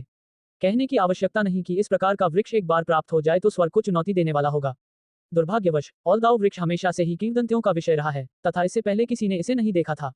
उनकी आंखों के सामने एक पेड़ पर कई दर्जन फल लगे थे, फिर भी ये पहले से ही बेहद आश्चर्यजनक था। हर कोई जल्दी से वहां गया और सारे फल तोड़ लिए। वे यहाँ 20 दिन से ज्यादा समय से रुके हुए थे। हर कोई हर जगह खोज रहा था और उन्हें एक अंतहीन महान दाव ऊर्जा का एहसास हो रहा था। कुछ बुजुर्गों को संदेह था कि शायद यहाँ वाकई एक ऑल दाव ट्री हो सकता है। मिल गया। दूर पश्चिम में एक तैरता हुआ द्वीप है, उस पर एक पेड़ है। समय समय पर बड़ी खाली दरारों से स्पष्ट निशान देखे जा सकते थे, उस पर बहुत सारे फल हैं। उस दिन किसी ने चिल्लाकर कहा। ये बात कई लोगों को पता चल गई, इसलिए इसे गुप्त रखने का कोई तरीका नहीं था। जल्दी से खबर वापस भेज दी गई। इससे वहां हड़कंप मच गया। सभी लोग इस पश्चिमी स्थान की ओर चल पड़े। एक द्वीप कई प्राकृतिक नियमों पर टिका हुआ था। बिजली आपस में गुंथी हुई थी, महान यिन ऊर्जा हवा में व्याप्त थी, महान यांग सार ज्वाला उभर रही थी। सभी प्रकार के शानदार स्वर्ग और पृथ्वी के अनियमित दृश्य यहाँ दिखाई दे रहे थे। इससे सभी लोग हैरान रह गए। कोई भी दाव पर चढ़ नहीं सकता था, सभी स्वर्ग और पृथ्वी के प्राकृतिक नियमों से विमुक्त थे। सभी ने स्पष्ट रूप से देखा कि द्वीप के हृदय में एक ऐसा क्षेत्र था जो अत्यंत असामान्य था, मानो वहां कोई वृक्ष लगा हुआ हो जो एक विशाल शून्य दरार के भीतर छिपा हुआ हो, तथा स्वर्ग और पृथ्वी के प्राकृतिक नियम उसे रोक पाने में असमर्थ हों। फलों से लदा एक वृक्ष, उसका रूप बदलता हुआ। ये चाय का पेड़ लगता है, लेकिन ये बढ़िया दाव फलों से भरा हुआ है। मुझे मत बताओ कि यह ऑल दाव ट्री है, किसी ने आश्चर्य से कहा। हालांकि यह जल्दबाजी में देखा गया था, लेकिन सभी को लगा कि इस पर कई हजार फल लगे हैं। अचानक दूसरा एल्डर चौंक गया, क्योंकि उसने कुछ और भी अधिक आश्चर्यजनक देखा। वहां कोई है। कई प्रतिभाशाली लोगों के दिमाग कांप उठे। उस महान शून्य दरार के अंदर, ऑल दाव ट्री से ज्यादा दूर नहीं, एक प्राचीन प्राणी बैठा था। उसका शरीर प्राचीन जंजीरों से ढका हुआ था। ये जंजीरें उसके कंधों में चुभ रही थी, उसे वहीं पर जकड़ रही थी। अध्याय 1225 यात्रा का अंत। तैरते हुए द्वीप की रक्षा एक बिजली के कुंड द्वारा की जा रही थी, तथा वहां महान यिन और महान यांग ऊर्जाएं सह अस्तित्व में थी। खाली जगह के बीच में एक पेड़ की जड़ें जम गई थी, जो हल्के से दिखाई दे रही थी। उसकी शाखाएं फलों से लदी हुई थी। वहां से एक अमर ध्वनि निकली, मानो वे मंत्रोच्चार कर रहे हों, लेकिन साथ ही प्राचीन लोगों की प्रार्थनाओं जैसी भी। ये दृश्य बहुत ही अजीब था, न चाहते हुए भी ध्यान हटाना मुश्किल था। हर कोई बहुत उत्साहित हो गया, उनकी आंखें छोटे सूरज की तरह जल रही थीं। 1, 2, कोई व्यक्ति कांपते हुए उस पर रखे फलों को गिन रहा था। ऐसा लग रहा था जैसे वह सचमुच देखना चाहता था कि क्या वास्तव में फलों की संख्या 10,000 से अधिक है। पेड़ का तना इस तरह से मुड़ा हुआ था, मानो कोई बूढ़ा ड्रैगन उस पर लेटा हो। पेड़ की छाल फटी हुई थी, जो तराजू जैसी दिख रही थी। पत्तियां हरी भरी थी। ये सब प्राकृतिक नियमों द्वारा निर्मित था। फलों के रंग अलग अलग थे, पूरे पेड़ के चारों ओर दिव्य जंजीरें लिपटी हुई थीं। इसमें सचमुच 10,000 से ज्यादा फल हैं। किसी के होंठ कांप रहे थे, हकलाते हुए वह इस तरह चिल्ला रहा था। ये निस्संदेह ऑल दाउ ट्री एक संपूर्ण अमर बीज था। इसे एक साधक के साथ मिलाया जा सकता था, एक बन सकता था, सबसे संपूर्ण विकास कर सकता था। कई लोगों ने उस द्वीप पर चढ़ने की कोशिश की थी, लेकिन वे करीब नहीं पहुंच सके। इसके चारों ओर बिजली के कुंड एक के बाद एक स्थित थे, जो आसानी से स्वर्गीय देवताओं को नष्ट कर सकते थे। महान यिन, महान यांग और प्राकृतिक व्यवस्था की दिव्य श्रृंखलाओं का तो कहना ही क्या। प्राकृतिक नियम अभी भी प्रबंधनीय हैं, मुझे बस डर है कि यह व्यक्ति फिर से जीवित हो सकता है। स्वर्गीय देवता संस्थान के एक बुजुर्ग ने धातु की जंजीरों में बंधे उस व्यक्ति को घूरते हुए कहा।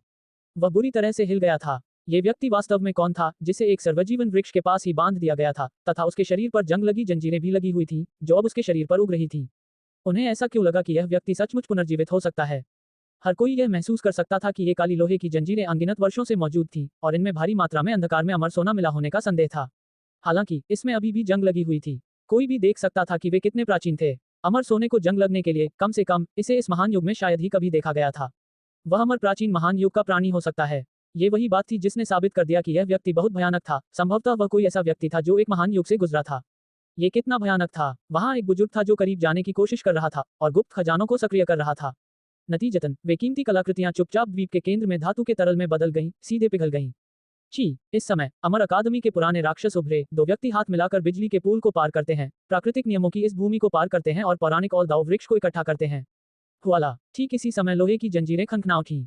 उस सिकुड़े हुए अस्त व्यस्त प्राणी ने अचानक अपना सिर उठाया और अपनी आंखें खोलकर उन्हें ठंडे ढंग से सबके ऊपर घुमाया। ऑल दाउ ट्री ऐसी चीज नहीं है जिसे तुम सब पा सको।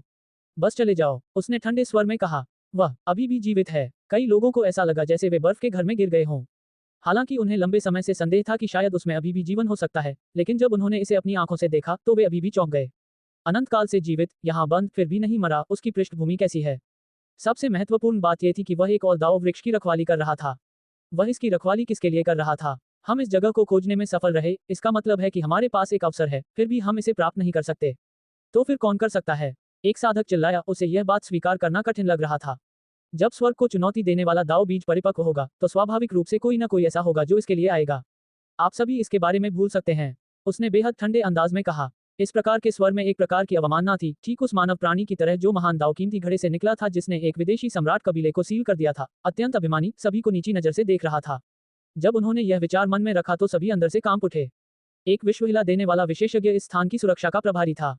हालांकि वह लोहे की जंजीरों से बंधा हुआ था, एक कैदी की तरह दिख रहा था, जैसे कि उसे इस जगह पर नजर रखने के लिए मजबूर किया गया हो। वरिष्ठ, ये ऑल दाउ वृक्ष यहाँ जड़ जमाए हुए है, फिर भी कोई इसे नहीं तोड़ सकता। क्या आप हमें इसके पास जाकर इसे देखने की अनुमति दे सकते हैं? एक युवा साधक ने हिम्मत जुटाई और कहा। वास्तव में ये शब्द जांच करने वाले थे। तुम सब में इस तरह की योग्यता नहीं है, उस व्यक्ति ने ठंडे स्वर में कहा। उसके शरीर पर लगी लोहे की जंजीरें जंग से ढकी हुई थीं। इस समय वे उसके शब्दों के साथ हिलते हुए आवाजें निकाल रही थीं। इन शब्दों ने उन सभी को बहुत परेशान कर दिया, साथ ही साथ वे बेहद असंतुष्ट भी थे। ये वास्तव में महान दाव कीमती घड़े से उस मानव प्राणी के स्वर के समान था। सभी उनके लिए इस प्रकार की अवमानना दिखा रहे थे। मैंने अभी तक सीनियर से उनके महान नाम के बारे में सलाह नहीं ली है।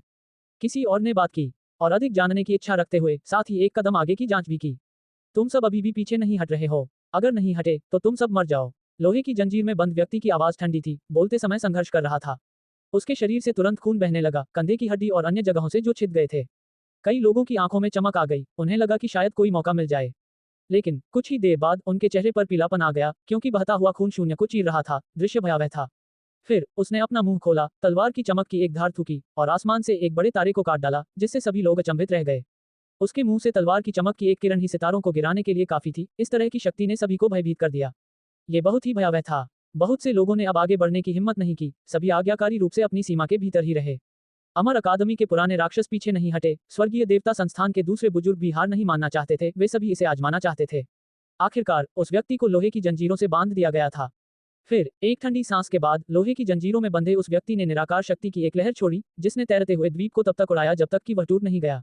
वह जमीन जहां ऑल लाइफ ट्री जड़े हुए थे, खाली जगह के साथ साथ टूट गई, जिससे कुछ लाशें दिखाई देने लगी जो अंदर दफन थीं। स्वर्ग, यहाँ तक कि आदिम अराजकता में पैदा हुए जन्मजात देवता और शैतान भी लाशों में बदल गए। सभी ने देखा कि धरती में क्या था। यहाँ तक कि उन प्रकार के जीवों को भी आपदा का सामना करना पड़ा, वे आसपास ही मर गए, बड़ी धरती के नीचे दब गए, जिससे पता चलता है कि यह जगह कितनी खतरनाक थी। वे सभी ऑल दाउ वृक्ष के कारण मर गए। जिस प्राणी का शरीर यहाँ कैद था, उसने कहा, हम जा रहे हैं। दोनों अकादमियों के वरिष्ठों ने तुरंत वहां से चले जाने का निर्णय लिया, क्योंकि वे अच्छी तरह समझ रहे थे कि ये कंकाल कितने डरावने थे। सभी चुप हो गए, सभी को स्थिति की गंभीरता समझ में आ गई। रियल टूम में एक के बाद एक दो आसमान को झकझोर देने वाले बीज कैसे प्रकट हो सकते थे। चाहे वह रहस्यमयी स्वर्गीय बीज हो या ओल्दाओ वृक्ष, वे दोनों अमूल्य थे। इसके अलावा दोनों किसी के द्वारा संरक्षित थे। ये बेहद असामान्य बात थी। जब वे दूर चले गए तो आखिरकार कोई खुद को रोक नहीं सका और बोला, ये तो ओल्दाओ वृक्ष है। ये सिर्फ किंवदंतियों में ही दिखाई देता है, इसे कभी कोई प्राप्त नहीं कर पाया। हमें वास्तव में इसे देखने का सौभाग्य मिला था, फिर भी हम इसे अपने साथ नहीं ला पाए। रियलम टूम वास्तव में किस प्रकार का स्थान है जहां वास्तव में इस प्रकार की चीजें हो सकती हैं। छात्र आपस में चर्चा करने लगे, जबकि बड़ों के चेहरे उदास थे, उन्हें शांत होना मुश्किल लग रहा था। दो महान बीज प्रकट हुए, निश्चित रूप से कुछ गड़बड़ थी। वह व्यक्ति मरने वाला है, उसके पास सिर्फ एक सांस बची है, वो हमेशा एक गुप्त विधि से सोया रहता है, केवल महत्वपूर्ण क्षण पर ही पुनर्जीवित होता है। उसे एक जीवित लाश कहा जा सकता है, अमर अकादमी के एक बुजुर्ग ने कहा। हालांकि वहां जाने की हिम्मत किसने की? तथाकथित मरने वाले लोग अभी भी कुछ समय तक जीवित रहेंगे। अगर वे वास्तव में कार्रवाई करते हैं और निर्णायक लड़ाई लड़ते हैं, तो भी यह अमर अकादमी के बुजुर्गों के लिए सिरदर्द बन जाएगा। वे सीधे लड़ने की हिम्मत नहीं कर पाए। शेहाओ ने गहरी सांस ली, उसे बहुत पछतावा हुआ। ये दूसरा बीज था जिसने उसके दिमाग को हिला दिया, फिर भी वह चूकने वाला था। मुझे लगता है कि वह पेड़ थोड़ा जाना पहचाना है, लेकिन मुझे याद नहीं आ रहा कि क्यों। जब किंग यी उसे ध्वनि प्रेषित कर रही थी, तो चांदनी उसके शरीर के चारों ओर प्रवाहित हो रही थी। शीहाओ जानती थी कि यह निश्चित रूप से हरी चंद्र ज्वाला के कारण था, जिससे उसे कई रहस्यों को समझने में मदद मिली। हर कोई यहाँ एक निश्चित समय के लिए रुकता था, हर दिन खोजता था, और कई पेड़, फल और प्राकृतिक नियमों से बनी अन्य चीजें पाता था। कुछ ऐसे भी थे जिन्होंने बहुत अच्छी फसलें प्राप्त की। जब उस प्राचीन सुनहरे वृक्ष ने पुनः अपनी जड़ें उखाड़ ली और इस स्थान को छोड़ दिया, तभी वे एक बार फिर उसका पीछा करने के लिए तैयार हुए। हालांकि इस बार एक बड़ी समस्या थी। विश्व वृक्ष ने शून्य को तोड़ दिया और स्वर्ग को चारों ओर से भरते हुए अराजकता को फैला दिया। ये तुरंत गायब हो गया, जिससे दो युद्धपोतों को रोक दिया गया, जिससे वे इसका पीछा नहीं कर सके। इस पेड़ का विकास अधिक से अधिक परिपक्व होता जा रहा है, इसकी अपनी एक शक्तिशाली इच्छाशक्ति विकसित हो रही है। ये हमें अब और इसका अनुसरण करने की अनुमति नहीं देगा। बुजुर्ग लोग निराशा और हताशा से भर गए, क्योंकि वे इस अवसर का लाभ उठाने में असमर्थ थे। इस बीच अभी भी कुछ लोग ऐसे थे जिन्हें थोड़ा अफसोस हो रहा था, और वे सोच रहे थे कि क्या अगले स्थान पर भी कोई बेहतर बीज होता। सिद्धांत रूप में एक और का प्रकट होना असंभव होना चाहिए, क्योंकि इस प्रकार की चीजें स्वर्ग को चुनौती देने वाली थी। तथ्य यह है कि वे दो को खोजने में सक्षम थे। ये पहले से ही हास्यास्पद रूप से अच्छा भाग्य होना चाहिए, एक प्रकार का चमत्कारिक कर्म। बस उन्हें लगा कि हाफ वर्ल्ड ट्री जिस जगह पर रुका था, वह बहुत खास था। वे जिस दो अलग अलग जगहों पर गए, वहां दो परफेक्ट अमर बीज थे। ये वाकई बहुत बड़ा संयोग था। इसीलिए कुछ लोगों ने अनुमान लगाया कि अगले स्थान पर भी उसी प्रकार की स्वर्ग विरोधी चीज होगी। उन्हें ऐसा महसूस हुआ कि वह सुनहरा प्राचीन वृक्ष किसी प्राचीन मार्ग पर आगे बढ़ रहा है।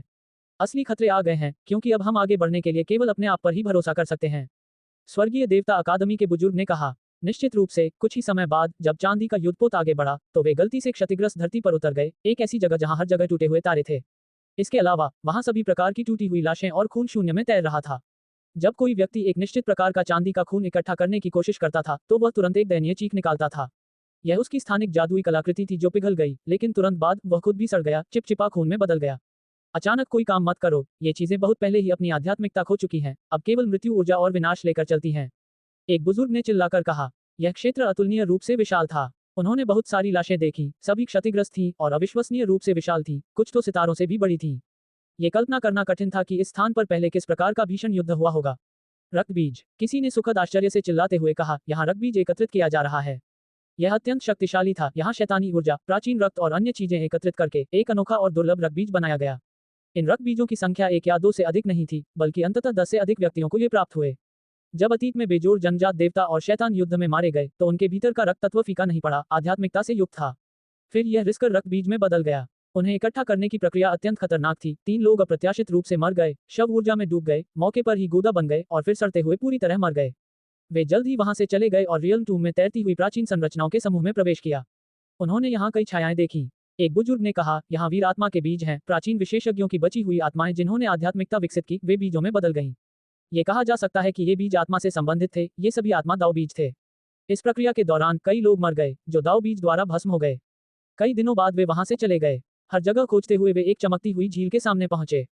उन्हें यहाँ समय की प्रबल शक्ति का एहसास हुआ। यहाँ समय के बीज हैं, जो असाधारण रूप से दुर्लभ और कीमती हैं। यह आपकी किस्मत पर निर्भर करेगा कि आप उन्हें पा पाते हैं या नहीं। एक बुजुर्ग ने कहा। पुतोंग, एक शिष्य नदी में बह गया, उसे बचाने के लिए बड़े बुजुर्ग भी नहीं आ पाए। वह समय रहते डूब गया, जल्दी ही सूख गया, टुकड़ों में विलीन हो गया। निम्नलिखित क्षेत्र स्पष्ट रूप से वे स्थान थे जहां बुजुर्ग पहले भी जा चुके थे, वे रास्ते जिनसे वे परिचित थे। हालांकि वहां खतरे थे, लेकिन यह उन्हें पूरी तरह से मिटाने की हद तक नहीं था। कुछ महीनों बाद ये यात्रा समाप्त हो गई। वे एक के बाद एक प्राचीन भूमियों से गुजरे। वे आगे बढ़ने की हिम्मत नहीं कर पाए, क्योंकि रास्ते में उन्हें बहुत सारे खतरों का सामना करना पड़ा। यदि वे आगे बढ़ते रहे तो बुजुर्ग भी मर सकते हैं। इस दौरान उनका सामना जीवित प्राणियों से भी हुआ, विशेष रूप से कुछ प्राचीन भयानक विशेषज्ञों से, जो या तो सीलबंद थे या रियल टूम में फंसे हुए थे। ये व्यक्ति अपनी प्रक्षेपणों को बाहर की ओर फेंक रहे थे, जिससे लगभग बड़ी समस्याएं पैदा हो रही थी। वो युद्धपोत पर बिगुल बजा, सभी को वापस बुला लिया। वे वापस जाने लगे। युद्धपोत दिव्य चमक की एक लकीर में बदल गया, दूर चला गया, दायरे के मकबरे को छोड़कर स्वर्गीय देवता संस्थान की ओर वापस चला गया। अध्याय 1226 आगे का रास्ता कहाँ है। रियल मकबरा, एक टूटा हुआ और उजाड़ स्थान। कई तारे मुरझा रहे थे, नुकसान बहुत ज्यादा था। कई महाद्वीप थे, अनगिनत आंतरिक दुनियाएं थी, वे सभी सबसे भयंकर हमलों से पीड़ित थी, पूरी तरह से बर्बाद हो गई थी। चांदी के रंग के युद्धपोत की गति बहुत तेज थी, वे धुंध भरे धुंधले इलाके से गुजर रहे थे, उनके चारों ओर लाशें तैर रही थी।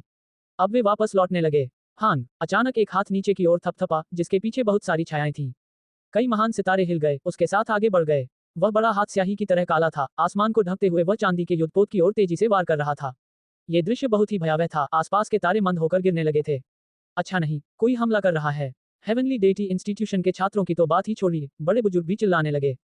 इस तरह का दबाव बहुत भयानक था, इस दृश्य ने सभी को भयभीत कर दिया। इससे सभी लोग थोड़े निराश हो गए। इस बड़े हाथ के सामने उनकी व्यक्तिगत ताकत वास्तव में बहुत महत्वहीन थी। ये व्यक्ति निश्चित रूप से सितारों को चुन सकता था और चांद पर कब्जा कर सकता था, सूरज को फाड़ सकता था। ये भयानक रूप से काला था, स्वर्गीय अंतरिक्ष को ढकता हुआ, ठीक उसी तरह नीचे उतर रहा था। आसपास का शून्य लगातार टूट रहा था, हर दिशा में भयानक दरारें फैल रही थीं। चांदी का युद्धपोत डगमगा रहा था, लगभग ढहने वाला था। अगर सभी तरह के अस्थि ग्रंथ आपस में जुड़े न होते, शक्तिशाली संरचनाएं इस जगह की रक्षा न करती, तो ये पहले ही राख में बदल चुका होता। ये शक्ति बिल्कुल हास्यास्पद थी, हर किसी की कल्पना से परे। उठो, दूसरे एल्डर के कंधे पर उसने एक अनमोल आरेख बनाया जो अराजक ऊर्जा से बह रहा था। यह आकाश तक पहुंचने वाली चमक के साथ फट गया, स्वर्गीय अंतरिक्ष को काटते हुए, और उस बड़े हाथ को रोक दिया।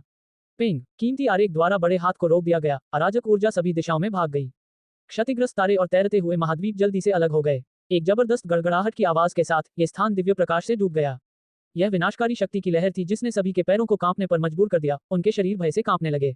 हर कोई हैरान था, अभी वे कुछ भी नहीं देख पा रहे थे। युद्धपोत चरमरा रहा था और कराह रहा था, मानो वह कभी भी फट सकता है। क्या अफसोस है, वह आवाज अफसोस से भरी हुई थी। यह एक प्राचीन अस्तित्व था, बड़ा हाथ उसका प्रक्षेपण था। वह चांदी के युद्धपोत पर कब्जा नहीं कर सका और उसके लिए दूसरा हमला करना बहुत मुश्किल था। 10 लोगों का आरेख, एक अमरदाव गुप्त खजाना, जो सच्चे स्वर्ग और पृथ्वी थैली का सामना कर सकता है। इसे दूसरे एल्डर द्वारा बचाव के रूप में उपयोग करने के लिए लाया गया था। इस बार छात्रों की रक्षा के लिए इसका बहुत उपयोग किया गया, अन्यथा सभी लोग यहीं मर जाते। वास्तव में उनके जाने से पहले ही वे लगभग पूरी तरह से नष्ट हो चुके थे। युद्धपोत एक अमर तीर की तरह था जो धनुष की डोरी से निकलकर जल्दी ही दूर गायब हो गया। दूसरे एल्डर ने 10 लोगों का आरेख हटा दिया, उसके चेहरे पर गंभीरता थी क्योंकि वह अपने पीछे अंतहीन स्वर्ग और पृथ्वी के खंडहरों को देख रहा था। ये वही व्यक्ति है। इससे पहले जब वे रियल ग्रेव में दाखिल हुए थे तो उन्होंने एक भयावह अस्पष्ट आकृति देखी थी जो सभी के प्रति तीव्र शत्रुता रखती थी। अब उसने फिर से कार्रवाई की। उसे पहले ही सील कर दिया गया है, ये सिर्फ एक अनुमान है। यह महज एक प्रक्षेपण था, फिर भी इसमें इतनी भयावह शक्ति थी कि हर कोई भयभीत हो गया। वे सभी जानते थे कि अभी अभी वे निश्चित रूप से उस स्थान से गुजरे हैं जहां उसे सील किया गया था और इस प्रकार उससे एक प्रहार हुआ। हालांकि फिर भी ये लगभग एक बड़ी आपदा में परिणत हो गया। मुझे मत बताओ कि यह भी किसी विदेशी सम्राट वंश का है जिसे यहाँ सील किया गया था। हर कोई संदेह में था। युद्धपोत ने रियल टूम को छोड़ दिया, इसकी गति और भी तेज होती गई, अंत में धीरे धीरे स्पष्ट हो गई। बुजुर्गों द्वारा एक हड्डी सामग्री वेदी का निर्माण करने के बाद इसने शून्य को चीर दिया, इस दुनिया से आगे बढ़ना शुरू कर दिया। विंग, स्वर्गीय देवता संस्थान के केंद्र में चांदी की चमक टिमटिमा रही थी। खतरों का एक दौर झेलने के बाद सभी वापस लौट आए और आखिरकार एक सुरक्षित स्थान पर पहुंच गए। हालांकि इस बार उनका रिटर्न छोटा नहीं था। हर किसी को अपने स्वयं के दाव बीज प्राप्त करना अभी भी एक पुरस्कृत यात्रा माना जा सकता है। फिर भी कुछ नुकसान हुए, कुछ शक्तिशाली व्यक्ति मर गए, उनमें विशेषज्ञों की कमी नहीं थी। ये बात ध्यान में रखनी होगी कि ये सभी प्रतिभाशाली लोगों में से कुलीन थे, अन्यथा वे प्राचीन पद्धतियों की साधना के मार्ग पर चलने की हिम्मत क्यों करते। यूमिंग मर गया, हो मिंग गायब हो गया। जैसे ही एक के बाद एक नाम पड़े गए, सभी को तुरंत एहसास हुआ कि जीवित वापस आना वास्तव में इतना आसान नहीं था। ये खास तौर पर तब होता था जब कोई स्वर्गीय देवता संस्थान के क्षेत्र में कदम रखता था। इस तरह की भावना अधिक से अधिक स्पष्ट होती जाती थी। जीवित रहना किसी भी चीज से बेहतर था। अकादमी के अंदर एक के बाद एक दिव्य पर्वत विश्राम कर रहे थे, चांदी के झरने उतर रहे थे, बैंगनी ऊर्जा ऊपर उठ रही थी। ये खतरे वाली जगहों से दूर एक शांतिपूर्ण और शुभ शुद्ध भूमि थी जिससे सभी के शरीर और आत्मा पूरी तरह से आराम कर रहे थे। यदि आप सभी इस प्रकार की शुद्ध भूमि को संरक्षित करना चाहते हैं तो आपको भविष्य में इसकी रक्षा के लिए लड़ना होगा। यदि आप चाहते हैं कि आपके वंशज कत्लेआम से दूर रहें, उन्हें रक्तपात और लपटों का सामना न करना पड़े, तो इसका एकमात्र तरीका है कि आप सभी लड़ें, दुनिया को शांत करें, दुष्ट दुश्मनों को हराएं। एक बुजुर्ग ने कहा, इस बार आप में से सिर्फ 1 दर्जन लोग मरे हैं, भविष्य की तुलना में ये बिल्कुल नगण्य है। जब समय आएगा तो आप सभी समझ जाएंगे कि सच्ची कड़वाहट क्या होती है, आसमान से भी ऊंचे तथाकथित खून का क्या मतलब होता है। जीने की खातिर आप सभी को उठ खड़े होने की पूरी कोशिश करनी चाहिए, अपने भाग्य को सही मायने में समझना चाहिए, नहीं तो सब कुछ राख में बदल जाएगा। एक बुजुर्ग ने गंभीरता से कहा। सभी जानते थे कि वे सच बोल रहे थे। चूंकि आप सभी ने बीज प्राप्त कर लिए हैं, इसलिए अब हम एकांतवास की अवधि में प्रवेश करेंगे। अब अपने परिवर्तन शुरू करें, उच्चतम शिखर तक पहुंचने का लक्ष्य रखें। बीज पहले ही प्राप्त किया जा चुका है और इसे विलय किया जा सकता है। आप सभी अब अमर दाव प्राचीन ग्रंथों की खेती कर सकते हैं। हर कोई उत्साहित था, जल्दी से आगे बढ़ना चाहता था, अपने शानदार रास्ते पर चलना चाहता था। ऐसा इसलिए था क्योंकि समय दबाव में था, उनके लिए अब उतने अवसर नहीं बचे थे। कितनी अफसोस की बात है, कोई भी सही बीज नहीं मिला। किसी ने एक हल्की आह भरते हुए कहा, बेहद निराश महसूस करते हुए, इसे स्वीकार नहीं करना चाहता था। यह स्वाभाविक रूप से अमर ऊर्जा की 3 धाराओं वाला एक युवा सर्वोच्च प्राणी था जो बोल रहा था। शेहाव ने भी चुपचाप इस बारे में सोचा। इस बार वह सही बीज नहीं पकड़ पाया, जिससे वह असहाय और पछतावे में आ गया। सभी जानते थे कि वे चीजें सिर्फ मिल सकती हैं, उनकी कामना नहीं की जा सकती। अगर कोई उन्हें पाना चाहे तो ये बहुत मुश्किल है। प्राचीन काल से अगर उन सभी को जोड़ दिया जाए तो उनकी संख्या कितनी थी? वो कोई ऐसा है जो विश्व वृक्ष के पौधे को पकड़ लेता है, कोई ऐसा है जो यिन यांग बीज को पकड़ लेता है। ये पहले से ही अविश्वसनीय माना जा सकता है। दूसरे एल्डर ने कहा। जब ये शब्द बोले गए तो सभी ने आह भरी और फिर वे आपस में चर्चा करने लगे। वहां शोर मच गया। क्या वास्तव में कोई ऐसा था जिसने यिन यांग बीज को पकड़ लिया था? यिन और यांग के परिवर्तन स्वर्ग और पृथ्वी के गहन रहस्यों की चरम सीमा थे। सभी चीजें यिन और यांग के माध्यम से समझाई जा सकती थीं।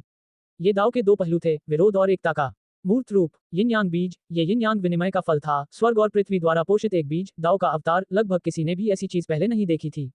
फिर भी अब किसी ने इसे प्राप्त किया। इसमें कोई संदेह नहीं कि यह एक बेजोड़ कीमती बीज था। वास्तव में उनमें एक ऐसा व्यक्ति था जो एक असाधारण बीज को पकड़ रहा था। सभी लोग आपस में चर्चा कर रहे थे, सभी यह अनुमान लगा रहे थे कि आखिर वह चीज किसके पास है। सभी को ईर्ष्या और जलन महसूस हो रही थी।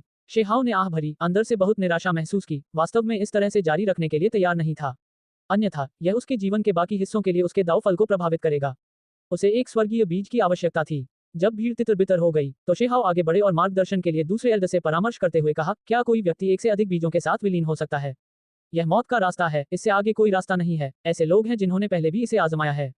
दूसरे एल्डर ने अपना सिर हिलाया। वह स्वाभाविक रूप से जानता था कि उसके सामने खड़े युवक का क्या मतलब था, जो अपनी जन्मजातहीनता की भरपाई के लिए बड़ी मात्रा में बीजों का उपयोग करना चाहता था। दुर्भाग्य से असली बेजोड़ कीमती बीज केवल कुछ ही संख्या में थे। ये काफी अफसोस की बात थी कि यह युवा एक भी प्राप्त नहीं कर सका।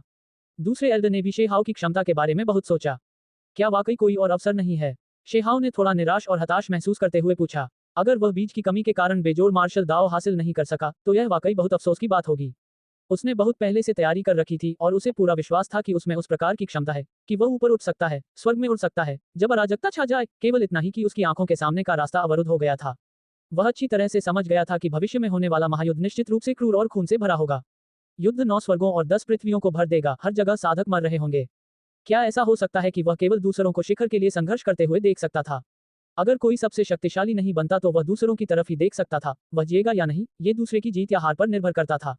वह इस तरह का नतीजा स्वीकार नहीं करना चाहता था। यह मार्ग कुछ ऐसा है जिस पर हमारे पूर्वज चले हैं। दाव पद्धतियां प्राचीन लोगों द्वारा स्थापित की गई हैं। कौन कह सकता है कि यह अंतिम गंतव्य है? सबसे शक्तिशाली बीज न होने का मतलब यह नहीं है कि आप सबसे शक्तिशाली मार्ग नहीं अपना सकते। दूसरे एल्डर ने सांत्वना दी। ये वर्तमान विश्व पद्धति की तरह ही है। जब सभी ने सोचा कि अंत आ गया है तो क्या पवित्र अकादमी प्रकट नहीं हुई, जिसने सीमाओं को तोड़ना शुरू कर दिया और चरम सीमाओं के मार्ग पर चलना शुरू कर दिया? द्वितीय एल्डर ने आगे कहा। बेशक ये फिर भी सांत्वना के शब्द थे। उन्हें नहीं लगता था कि एक व्यक्ति किसी शिखर का पुनर्निर्माण कर सकता है, टूटे हुए रास्ते को जारी रख सकता है। ये केवल कई पीढ़ियों के संयुक्त प्रयासों से ही संभव था। शीहाव चुपचाप दूर चला गया। किंग यी ने उसे पकड़ लिया, उसके साथ कंधे से कंधा मिलाकर चलते हुए उसे सांत्वना देते हुए कहा, यह जरूरी नहीं कि असंभव हो। उनके पीछे दूसरे एल्डर ने कुछ सोचते हुए कहा, शायद अभी भी कुछ तरीके हैं। अमर अकादमी में एक बेजोड़ कीमती बीज छिपा हो सकता है। शेहाव ने फिर मुड़कर उसकी ओर देखा। एक सच्चा सबसे शक्तिशाली बीज जिसे नष्ट करना कठिन है, स्वर्ग को बुझाना कठिन है, धरती को दफनाना कठिन है। भले ही यह पहले किसी के साथ विलीन हो गया हो, लेकिन जब वह व्यक्ति मर जाता है तो ये फिर से संघनित हो जाएगा। दूसरे एल्डर ने कहा। उनके अनुमान के आधार पर अमर अकादमी ने इस प्रकार के बेजोड़ प्राचीन बीज को संरक्षित किया होगा, क्योंकि उन्होंने कई अमर निशानों की खुदाई की थी। वे सभी अमर प्राचीन युद्ध के बाद पीछे छोड़ी गई गुफाएं थीं। शायद इसकी भरपाई का कोई रास्ता है। किंग यी ने मुस्कुराते हुए शेहाव को सलाह दी कि वह एकांत में जाने और बीज के साथ विलय करने की जल्दबाजी न करे। आखिरकार यह किसी और का बीज है, वे इसे बिना किसी कारण या वजह के मुझे कैसे उपहार में दे सकते हैं? शेहाव ने कहा। ऐसा इसलिए था क्योंकि वह जानता था कि अमर अकादमी के शिष्य सभी व्यक्ति थे, पुराने राक्षसों का एक समूह जिन्हें व्यक्तिगत रूप से निर्देश दिया गया था। स्वर्गीय देवता संस्थान की तरह नहीं जो अमर ऊर्जा वाले लोगों को व्यापक रूप से स्वीकार करता है, जनता से शिष्यों को स्वीकार करता है।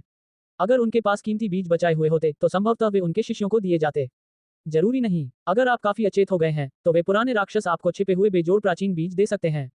दूसरे बुजुर्ग ने कहा। जब उन्होंने यहाँ तक कहा तो वे थोड़ा रुके, क्योंकि उन्हें लगा कि जितना अधिक वे इसके बारे में सोचेंगे, संभावना उतनी ही अधिक होगी। फिर द्वितीय एल्डर ने ध्वनि प्रेषित की तथा सभी युवा सर्वोच्च प्राणियों को सूचित किया जिनके पास अमर ऊर्जा के 3 सूत्र थे कि वे अस्थायी रूप से एकांत में न जाएं और दाव बीजों के साथ विलय न करें बल्कि अन्य अवसरों की प्रतीक्षा करें। अगर इमोर्टल एकेडमी के पास वाकई एक परफेक्ट सीड होता तो मुकाबला निश्चित रूप से बहुत कड़ा होता। निष्पक्षता के लिए सभी को मौका देने के लिए उन्होंने सभी संभावित व्यक्तियों को सूचित किया। वांग शी, लू तुओ, याओ यू और अन्य लोग शुरू में चुप थे, बेहद अनिच्छुक महसूस कर रहे थे, लेकिन जब उन्होंने यह अफवाह सुनी तो वे स्वाभाविक रूप से भावुक हो गए। वे सभी नए अवसर की प्रतीक्षा कर रहे थे। वास्तव में इमोर्टल अकादमी के लोग उनकी अपेक्षा से भी अधिक तेजी से पहुंचे तथा केवल 2 दिन बाद ही वहां पहुंच गए। वे सभी जो बीजों के साथ विलीन हो रहे हैं, अभी रुकें। इस तरह की आवाज आसमान में गूंजी जिसने स्वर्गीय देवता संस्थान को हिला दिया। वह एक विशालकाय आकृति थी जिसने स्वर्गीय सूर्य को ढक रखा था, विशाल और असीम, उसके चारों ओर बादल बिखरे हुए थे, उसकी उपस्थिति भव्य थी। यह कोई युद्धपोत नहीं था, न ही यह कोई सामान्य उड़ान जादुई कलाकृति थी, बल्कि यह एक सितारा था। ऐसा लग रहा था कि यह पत्थर की सामग्री से बना है, अविश्वसनीय रूप से बड़ा। ये स्वर्ग से परे से उतरा था। हर कोई अचंभित रह गया। एक तारे को जादुई जहाज की तरह इस्तेमाल करके तारकीय अंतरिक्ष को पार करना, ये वाकई चौंकाने वाला था। ये स्पष्ट था कि पत्थर की सामग्री वाले तारे के भीतर निश्चित रूप से अंतहीन प्रतीक थे। यह एक छिपा हुआ युद्धपोत था जो कीमती कलाकृतियों और अन्य चीजों से भी अधिक भयानक होना चाहिए, निश्चित रूप से कुछ ऐसा जिसमें शक्तिशाली आक्रामक ताकत थी। अमर अकादमी के लोग अपने विशिष्ट शिष्यों को लेकर स्वर्गीय देवता संस्थान का दौरा करने पहुंचे। उसी दिन पवित्र अकादमी के लोग आए और अपने साथ सबसे शक्तिशाली शिष्यों का एक समूह भी लेकर आए जो स्वर्गीय देवता संस्थान में उतरे। बहुत समय पहले ऐसी अफवाहें थीं कि दोनों अकादमियों के नायक स्वर्गीय देवता संस्थान से बातचीत करने आएंगे। वे अप्रत्याशित रूप से उसी दिन पहुंच गए। अमर अकादमी का छोटा आकाश राजा आ गया है। सेक्रेड अकेडमी का लिटिल सेंट भी आ गया है। दोनों अकादमियों के लोग अभी अभी आए थे, फिर भी इस प्रकार की खबर पहले ही भेज दी गई थी। जैसी कि उम्मीद थी, सबसे शक्तिशाली शिष्य सभी आ गए। वीर प्रतिभाएं यहाँ एकत्रित हुईं। अध्याय 1227 हिंसक रवैया। उत्कृष्ट नायक एकत्र हुए। दोनों अकादमियों के कुलीन लोग यहाँ थे, स्वर्गीय देवता संस्थान में आए। ये वास्तव में तथाकथित आदान प्रदान के लिए था। बेशक ये भी कुछ ऐसा था जो दोनों अकादमियों को करना था, स्वर्गीय देवता संस्थान की उत्कृष्ट प्रतिभाओं को चुनना, सबसे शक्तिशाली, सबसे अधिक क्षमता वाले लोगों को लाना, सबसे अधिक क्षमता वाले प्रतिभाशाली शिष्यों को चुनना। दोनों अकादमियां इतनी जल्दी आ गईं, ये वाकई थोड़ा परेशान करने वाला है।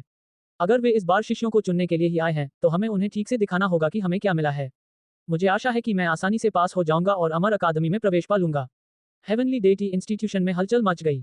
कुछ छात्र बहुत उत्साहित थे, सभी जोश से चर्चा कर रहे थे, सभी जानते थे कि उनका अवसर आ गया है। बुजुर्गों ने उन्हें बहुत पहले ही बता दिया था कि उनमें से जो सबसे अच्छे होंगे वे दोनों अकादमियों में प्रवेश लेंगे, वहां अपनी आगे की पढ़ाई जारी रखेंगे तथा पुराने राक्षसों के एक समूह के उत्तराधिकारी बनेंगे।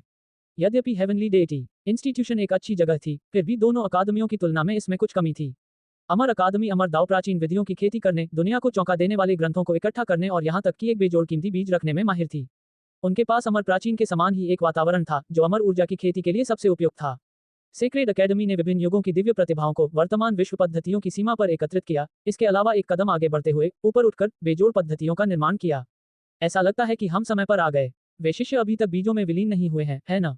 अमर अकादमी का एक बूढ़ा राक्षस स्वर्गीय देवता संस्थान के मुख्य हॉल में बुजुर्गों के साथ बातचीत करते हुए मुस्कुरा रहा था। इमोर्टल अकादमी के लोग रियल टूम से हेवनली डेटी इंस्टीट्यूशन के लोगों से कुछ देर बाद निकले।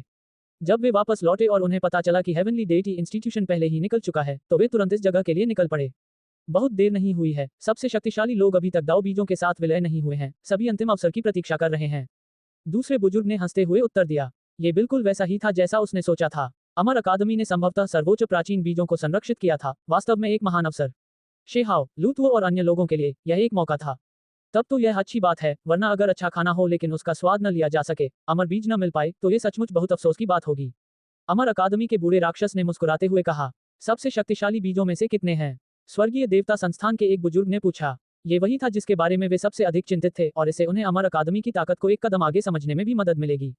मैं आप सभी को निराश नहीं करूंगा। पिछले महान युग की अमर गुफा से एक से अधिक खोदे गए थे, केवल इसे बहाल करने की आवश्यकता है। एक बूढ़ा राक्षस बोला, उसके सिर पर बाल सफेद थे लेकिन ये हल्की सुनहरी रोशनी से टिमटिमा रहा था। भले ही वह बूढ़ा था लेकिन उसकी रक्त ऊर्जा खिल रही थी, दिव्य आंखें बिजली की तरह चमक रही थीं। हाँ, दूसरे एल्डर को थोड़ा आश्चर्य हुआ।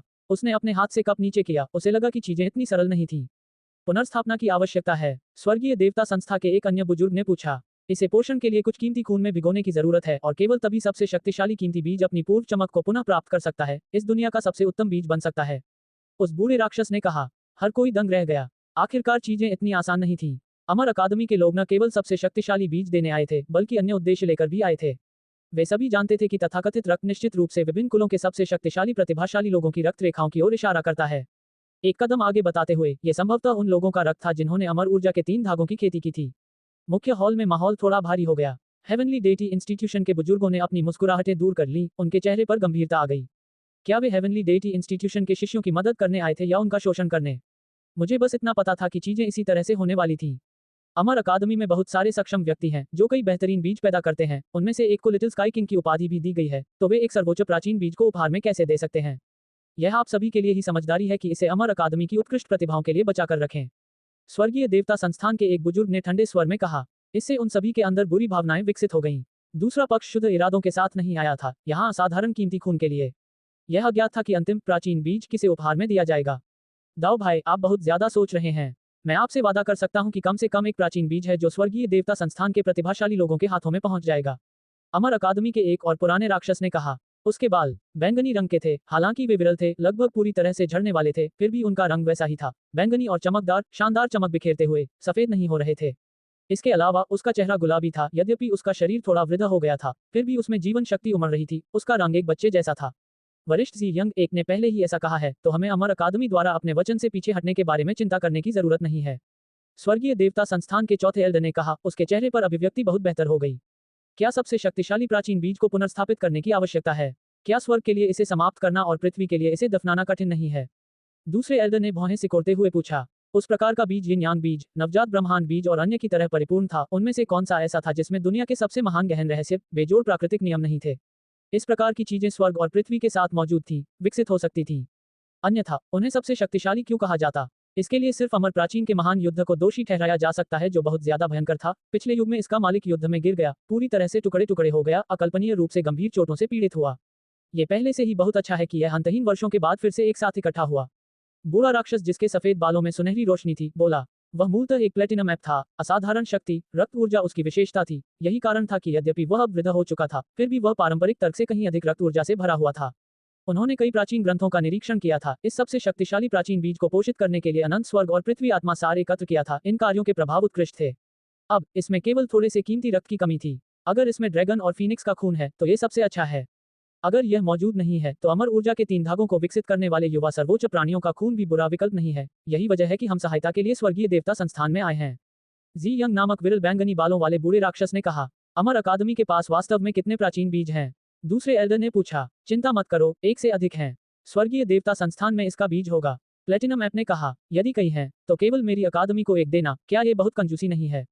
आखिरकार हमारी अकादमी में कई महान अमरदाऊ उत्तराधिकारी हैं। दूसरे एल्डर ने एक कदम आगे कहा। ये बहुत कम नहीं है, आखिरकार मेरी अमर अकादमी में इससे भी अधिक असाधारण प्रतिभाएं हैं। बूढ़े राक्षस जी यंग ने कहा। स्वर्गीय देवता संस्थान के बुजुर्गों ने एक दूसरे को देखा और फिर उन्होंने अंदर ही अंदर आह भरी। अमर अकादमी के प्रतिभाशाली लोग सीधे शिष्य थे, जिन्हें इन पुराने राक्षसों ने व्यक्तिगत रूप से निर्देश दिया था, इसलिए वे उनके प्रति बेहद पक्षपाती थे। स्वर्ग और पृथ्वी में बड़े परिवर्तन आसन है, इसलिए मुझे वरिष्ठों से कहना चाहिए कि वे स्थिति को व्यापक दृष्टिकोण से देखें, सबसे अधिक क्षमता वाले शिष्यों को प्राचीन बीज प्रदान करें। तभी वे भविष्य में अपने सबसे बड़े प्रभाव प्रदर्शित करने में सक्षम होंगे। स्वर्गीय देवता संस्था के 5वें एल्डर ने इस तरह बोलते हुए बहुत स्पष्ट रूप से कहा। कृपया चिंता न करें, हम निश्चित रूप से लालच के कारण उन्हें रोक नहीं पाएंगे। हम निश्चित रूप से अपनी सबसे बड़ी लड़ाकू शक्ति और क्षमता को ध्यान में रखते हुए अपना चुनाव करेंगे। प्लेटिनम ऐप ने कहा। स्वर्गीय देवता संस्थान के बुजुर्ग चुप हो गए, उन्हें समझ में नहीं आ रहा था कि वह सिर्फ ये कह रहा था या सचमुच ऐसा कह रहा था। थोड़ी देर तक बातचीत करने के बाद वे एक एक करके उठ खड़े हुए, क्योंकि हेवनली डेटी इंस्टीट्यूशन के बुजुर्गों को सेक्रेड अकेडमी के लोगों से भी मिलना था, तथा उनके साथ भी चयन व्यवस्था और अन्य चीजों पर चर्चा करनी थी। इस समय दिव्य देवता संस्थान में गतिविधियां अधिकाधिक बढ़ रही थीं, सभी शिष्य एकांत से बाहर आ रहे थे तथा आकाश में उस दिव्य पिंड की ओर देख रहे थे। इमोर्टल अकेडमी का व्यक्ति वास्तव में बहुत शक्तिशाली है, वास्तव में एक खगोलीय पिंड का उपयोग अंतरिक्ष में यात्रा करने के लिए एक जादुई कलाकृति के रूप में कर रहा है। ये बहुत ही आश्चर्यजनक है। ऐसे कई लोग थे जो वास्तव में हैरान थे। ये तारा पत्थर से बना हुआ था, दिखने में सरल और प्राचीन। ये स्वर्गीय देवता संस्थान के ऊपर तैर रहा था, इसकी सतह से अराजक ऊर्जा निकल रही थी, यह मजबूत और अचल था। दूसरी दिशा में एक सफेद हड्डी की जादुई कलाकृति थी जो उसी तरह बहुत बड़ी थी। यह एक लौकी की तरह थी जो वहां तैर रही थी, सफेद धुंध में लिपटी हुई थी। ये सेक्रेड अकेडमी की जादुई कलाकृति थी जो किसी तारे से छोटी नहीं थी। ये पता नहीं था कि इसे किस तरह के प्राणी की हड्डियों से परिष्कृत किया गया था। स्वर्गीय देवता संस्था में बहुत हलचल थी। जब सभी ने 2 जादुई कलाकृतियां देखी तो उन्हें पता चल गया कि वह क्षण जो उनके भाग्य का फैसला करेगा, आने वाला था।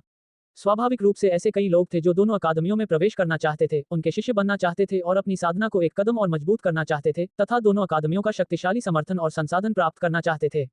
दोनों अकादमियों के कई विशिष्ट शिष्य आ चुके हैं, तो वे बाहर क्यों नहीं आए, अभी भी जादुई कलाकृतियों के अंदर ही रह गए। मुझे इस मौके का फायदा उठाना है, इसे नहीं छोड़ सकता। मछली से ड्रैगन बनने का मौका मेरे सामने है। कुछ लोग आपस में चर्चा कर रहे थे, सभी का ध्यान ऊपर आसमान पर था। इस बीच इस समय लू तुओ, वांग शी और अन्य लोग भी एकांत से बाहर आ गए। राजकुमारी याओ यू और कुछ अन्य लोग भी आकाश में उड़ गए, दोनों अकादमियों के विशेषज्ञों से मिलने की इच्छा रखते हुए। याओ यू, वांग शी और अन्य लोगों के लिए अगर वे दो महान जादुई कलाकृतियों में प्रवेश करते हैं तो ये बिल्कुल भी अप्रत्याशित नहीं था। आखिरकार वे दीर्घायु परिवारों से थे, उनके कुलों में पहले भी ऐसे लोग थे जो इन दो अकादमियों में प्रवेश कर चुके थे। जैसा कि अपेक्षित था, अमर संगीत बज उठा, बहुरंगी रोशनी फैल गई। पत्थर की बनी आकाशीय पिंड चमक उठी, जिससे एक द्वार बन गया। इसके अलावा बाहर की ओर एक रास्ता खुल गया, जो आगंतुकों को स्वीकार कर रहा था। याओ यू को प्रवेश की अनुमति दी गई। इस बीच दूसरी तरफ हड्डी की जादुई कलाकृति अमर प्रकाश के साथ उभरी, पवित्र ध्वनियां गड़गड़ाहट। लौकी के मुंह से एक मार्ग प्रकट हुआ, वांग शी ने भी अंदर आने का निमंत्रण दिया। बहुत से लोग जानते थे कि वांग परिवार का एक निश्चित दीर्घायु परिवार के साथ संबंध था, जबकि इस कबीले ने एक असाधारण स्वर्गीय प्रतिभा का उत्पादन किया। ये व्यक्ति वास्तव में पवित्र अकादमी में है, अभी वर्तमान में उस लौकी में है। चूंकि दाओ भाई आए हैं, कृपया बाहर आकर हमसे मिलिए, हम आपका यजमान के रूप में उचित स्वागत करें। नीचे से कोई बोला। बहुत से लोगों ने ऐसी ही बातें कही, सभी दोनों अकादमियों के विशिष्ट लोगों के साथ अच्छे संबंध विकसित करने की इच्छा रखते थे। शेहाओ भी आया, उसने कुछ नहीं कहा, बल्कि चुपचाप देखता रहा। अकादमियों के कुछ शिष्यों ने उसकी ओर देखा, उन सभी के चेहरे अजीब से थे। ऐसा इसलिए था क्योंकि वे सभी जानते थे कि रियल 2 में शेहाओ ने पहले अमर अकादमी के विशेषज्ञों को हराया था और अपना नाम बनाया था। इसके अलावा हुआंग और वांग शी के मन में कृतज्ञता और नाराजगी भी थी। अब उसका मंगेतर आ गया होगा, कोई ऐसा व्यक्ति जिसकी प्रशंसा पुराने राक्षसों ने एक अद्वितीय स्वर्गीय प्रतिभा के रूप में की थी। हुआंग मुश्किल में है, युआन किंग उसे दोनों अकादमियों में प्रवेश करने से रोक देगा। वहां कोई था जिसने धीरे से यह कहा। युआन किंग और शेहाओ के बीच की नाराजगी के बारे में बहुत से लोग जानते थे। युआन किंग 10 साल तक शेहाओ को दबाना चाहता था, उसे ओरिजिन एंशिएंट माइन में भेजना चाहता था और फिर शेहाओ ने युआन किंग के वंशज को मार डाला, युआन किंग के बेटे को भगा दिया। संघर्ष को खत्म करना असंभव था। इस बीच युआन किंग इन दोनों अकादमियों से आया था, कुछ महान हस्तियों से परिचित था। अगर वह शेहाओ की निंदा करना शुरू कर देता, शेहाओ के रास्ते को काटने पर जोर देता, तो यह वास्तव में कुछ उपयोग प्रदर्शित कर सकता था। होंगलोंग। ठीक इसी समय वह पत्थर जैसी आकाशीय वस्तु सबसे पहले खुली। एक सुनहरा रास्ता दिखा, जीव प्रकट हुए, इस जादुई कलाकृति से बाहर निकले। क्या स्वर्गीय देवता संस्थान से हुआंग नाम का कोई व्यक्ति है? महान स्वर्णिम प्रकाश पथ पर किसी ने चिल्लाकर पूछा। मुसीबत वैसी ही आई जैसी की उम्मीद थी। सभी के मन में डर बैठ गया, उन्हें उम्मीद नहीं थी कि इम्मोर्टल एकेडमी के लोग इतने सीधे साधे होंगे, जो इतनी जल्दी शेहाओ के खिलाफ कार्रवाई करना चाहते थे। उस महान स्वर्ण पथ पर कुछ आकृतियां प्रकट हुईं, जो नीचे की सभी चीजों को देख रही थी, तथा स्वर्गीय देवता संस्थान की प्रतिभाओं का निरीक्षण कर रही थी। शीहाओ ने उन पर कोई ध्यान नहीं दिया, केवल शांति से बगल से देखता रहा। वास्तव में स्वर्ग और पृथ्वी की गहराई को नहीं जानते। रियल ग्रेव में हुआंग नाम का कोई व्यक्ति था जिसने मेरी अमर अकादमी के साधकों के खिलाफ कार्रवाई करने की हिम्मत की, यहाँ तक कि वो ताई को अपमानित किया, उसके नीले कवच को जब्त कर लिया। क्या ये व्यक्ति यहाँ है या नहीं? महान सुनहरे दावपथ पर एक बार फिर से डांटने वाली आवाज सुनाई दी। अगर तुम कुत्तों को मारोगे तो तुम्हें मालिक का सामना करना पड़ेगा। तुम्हें पता होना चाहिए कि नीला कवच लिटिल स्काई किंग का है, कुछ ऐसा जो उसने उधार दिया था, तो तुम किस योग्यता से इसे जब्त करने की हिम्मत कर रहे हो? इस हुआंग को जल्दी से कवच पेश करना चाहिए और अपने पापों को स्वीकार करना चाहिए। ये कठोर आलोचना अविश्वसनीय रूप से गंभीर थी, जिसमें जबरदस्त ताकत थी। जल्दी करो और अपने पापों को स्वीकार करो। अन्य लोग भी दहाड़ने लगे, उनकी आवाजें गड़गड़ाहट की तरह आसमान में गूंज उठीं। उसी क्षण स्वर्गीय देवता संस्थान में कई प्रतिभावान लोगों की नजरें शेहाओ की ओर उठीं। अध्याय 1228 राक्षस पर घात लगाना। वे हुआंग को निशाना बना रहे थे। ये स्पष्ट और देखने में आसान था। पत्थर के आकाशीय पिंड द्वारा निर्मित विशाल स्वर्ण पथ पर 10 से अधिक लोग एक दूसरे के बगल में खड़े थे और शीहाओ को डांट रहे थे, मानो वे किसी छोटे सैनिक को देख रहे हों और अपनी इच्छानुसार उसकी आलोचना कर रहे हों। इस बीच तथाकथित छोटा आकाश राजा प्रकट नहीं हुआ, वह अभी भी पत्थर के आकाशीय पिंड में ही बना हुआ था, शायद अपनी स्थिति के प्रति गर्व के कारण, शायद इसलिए कि उसे वास्तव में परवाह नहीं थी। यहाँ माहौल थोड़ा तनावपूर्ण हो गया और भी ज्यादा घबराहट भरा। अभी हुआंग एक सामान्य व्यक्ति नहीं था, वो लंबे समय से साबित कर रहा था कि वह कितना असाधारण था, फिर भी अब उसे ठंडे तरीके से फटकारा जा रहा था, उसे दूसरे पक्ष की नजरों में बिल्कुल भी नहीं रखा जा रहा था। हुआंग, तुमने हमारी बात सुनी या नहीं? तुम अभी भी जल्दी से आकर अपने अपराध कबूल नहीं कर रहे हो। क्या ऐसा हो सकता है कि तुम वाकई हमारा इंतजार कर रहे हो कि हम तुम्हें बेनकाब कर दें?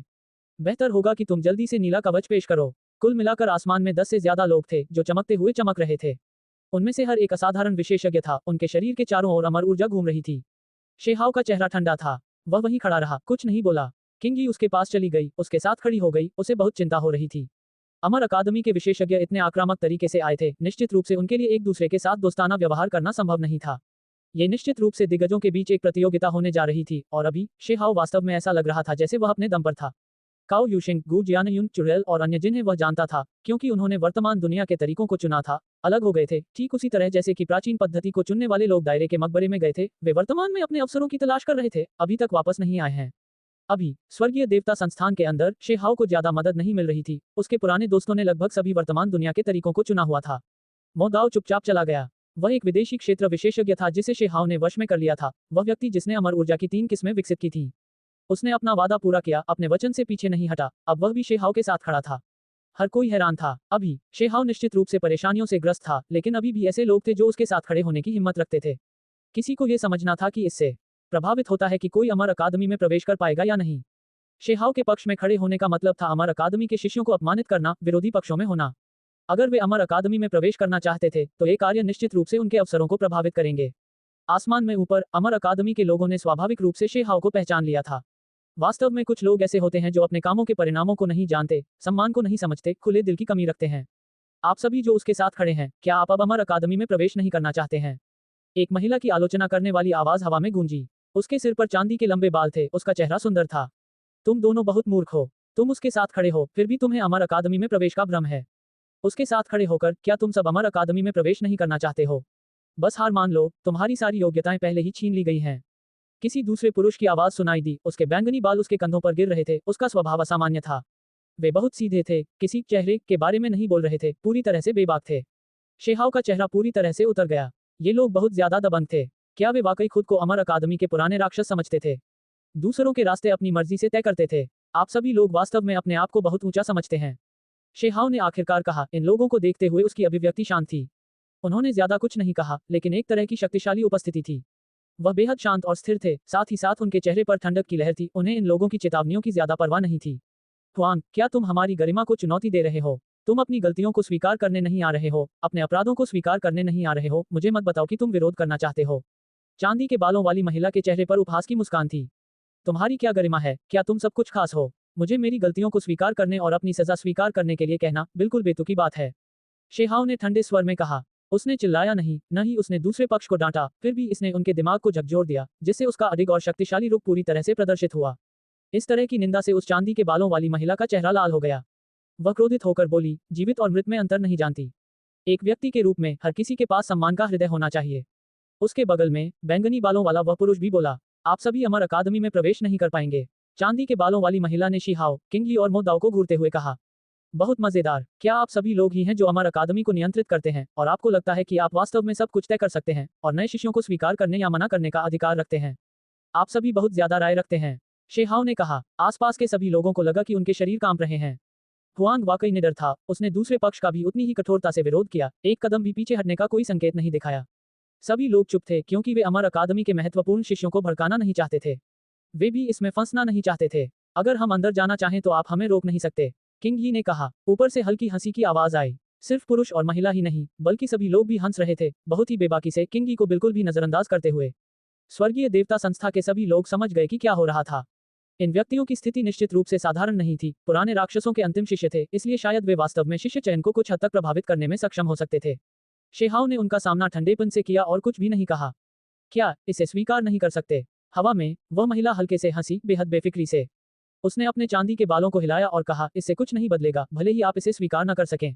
मेरे अमर अकादमी के शिष्यों को अपमानित करना और फिर भ्रम में एक कीमती कवच को पकड़ना जिसे धारण करने की योग्यता आपके पास नहीं है। अमर अकादमी के दरवाजे आपके लिए नहीं खुलेंगे।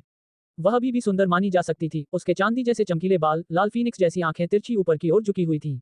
केवल उसका व्यवहार बेहद अहंकारी था, जिससे दूसरों के लिए उसके प्रति सौहार्दपूर्ण भावनाएं विकसित करना बेहद मुश्किल हो जाता था। तुम्हें लगता है कि तुम्हारी चुप्पी तुम्हारे लिए कुछ कर रही है?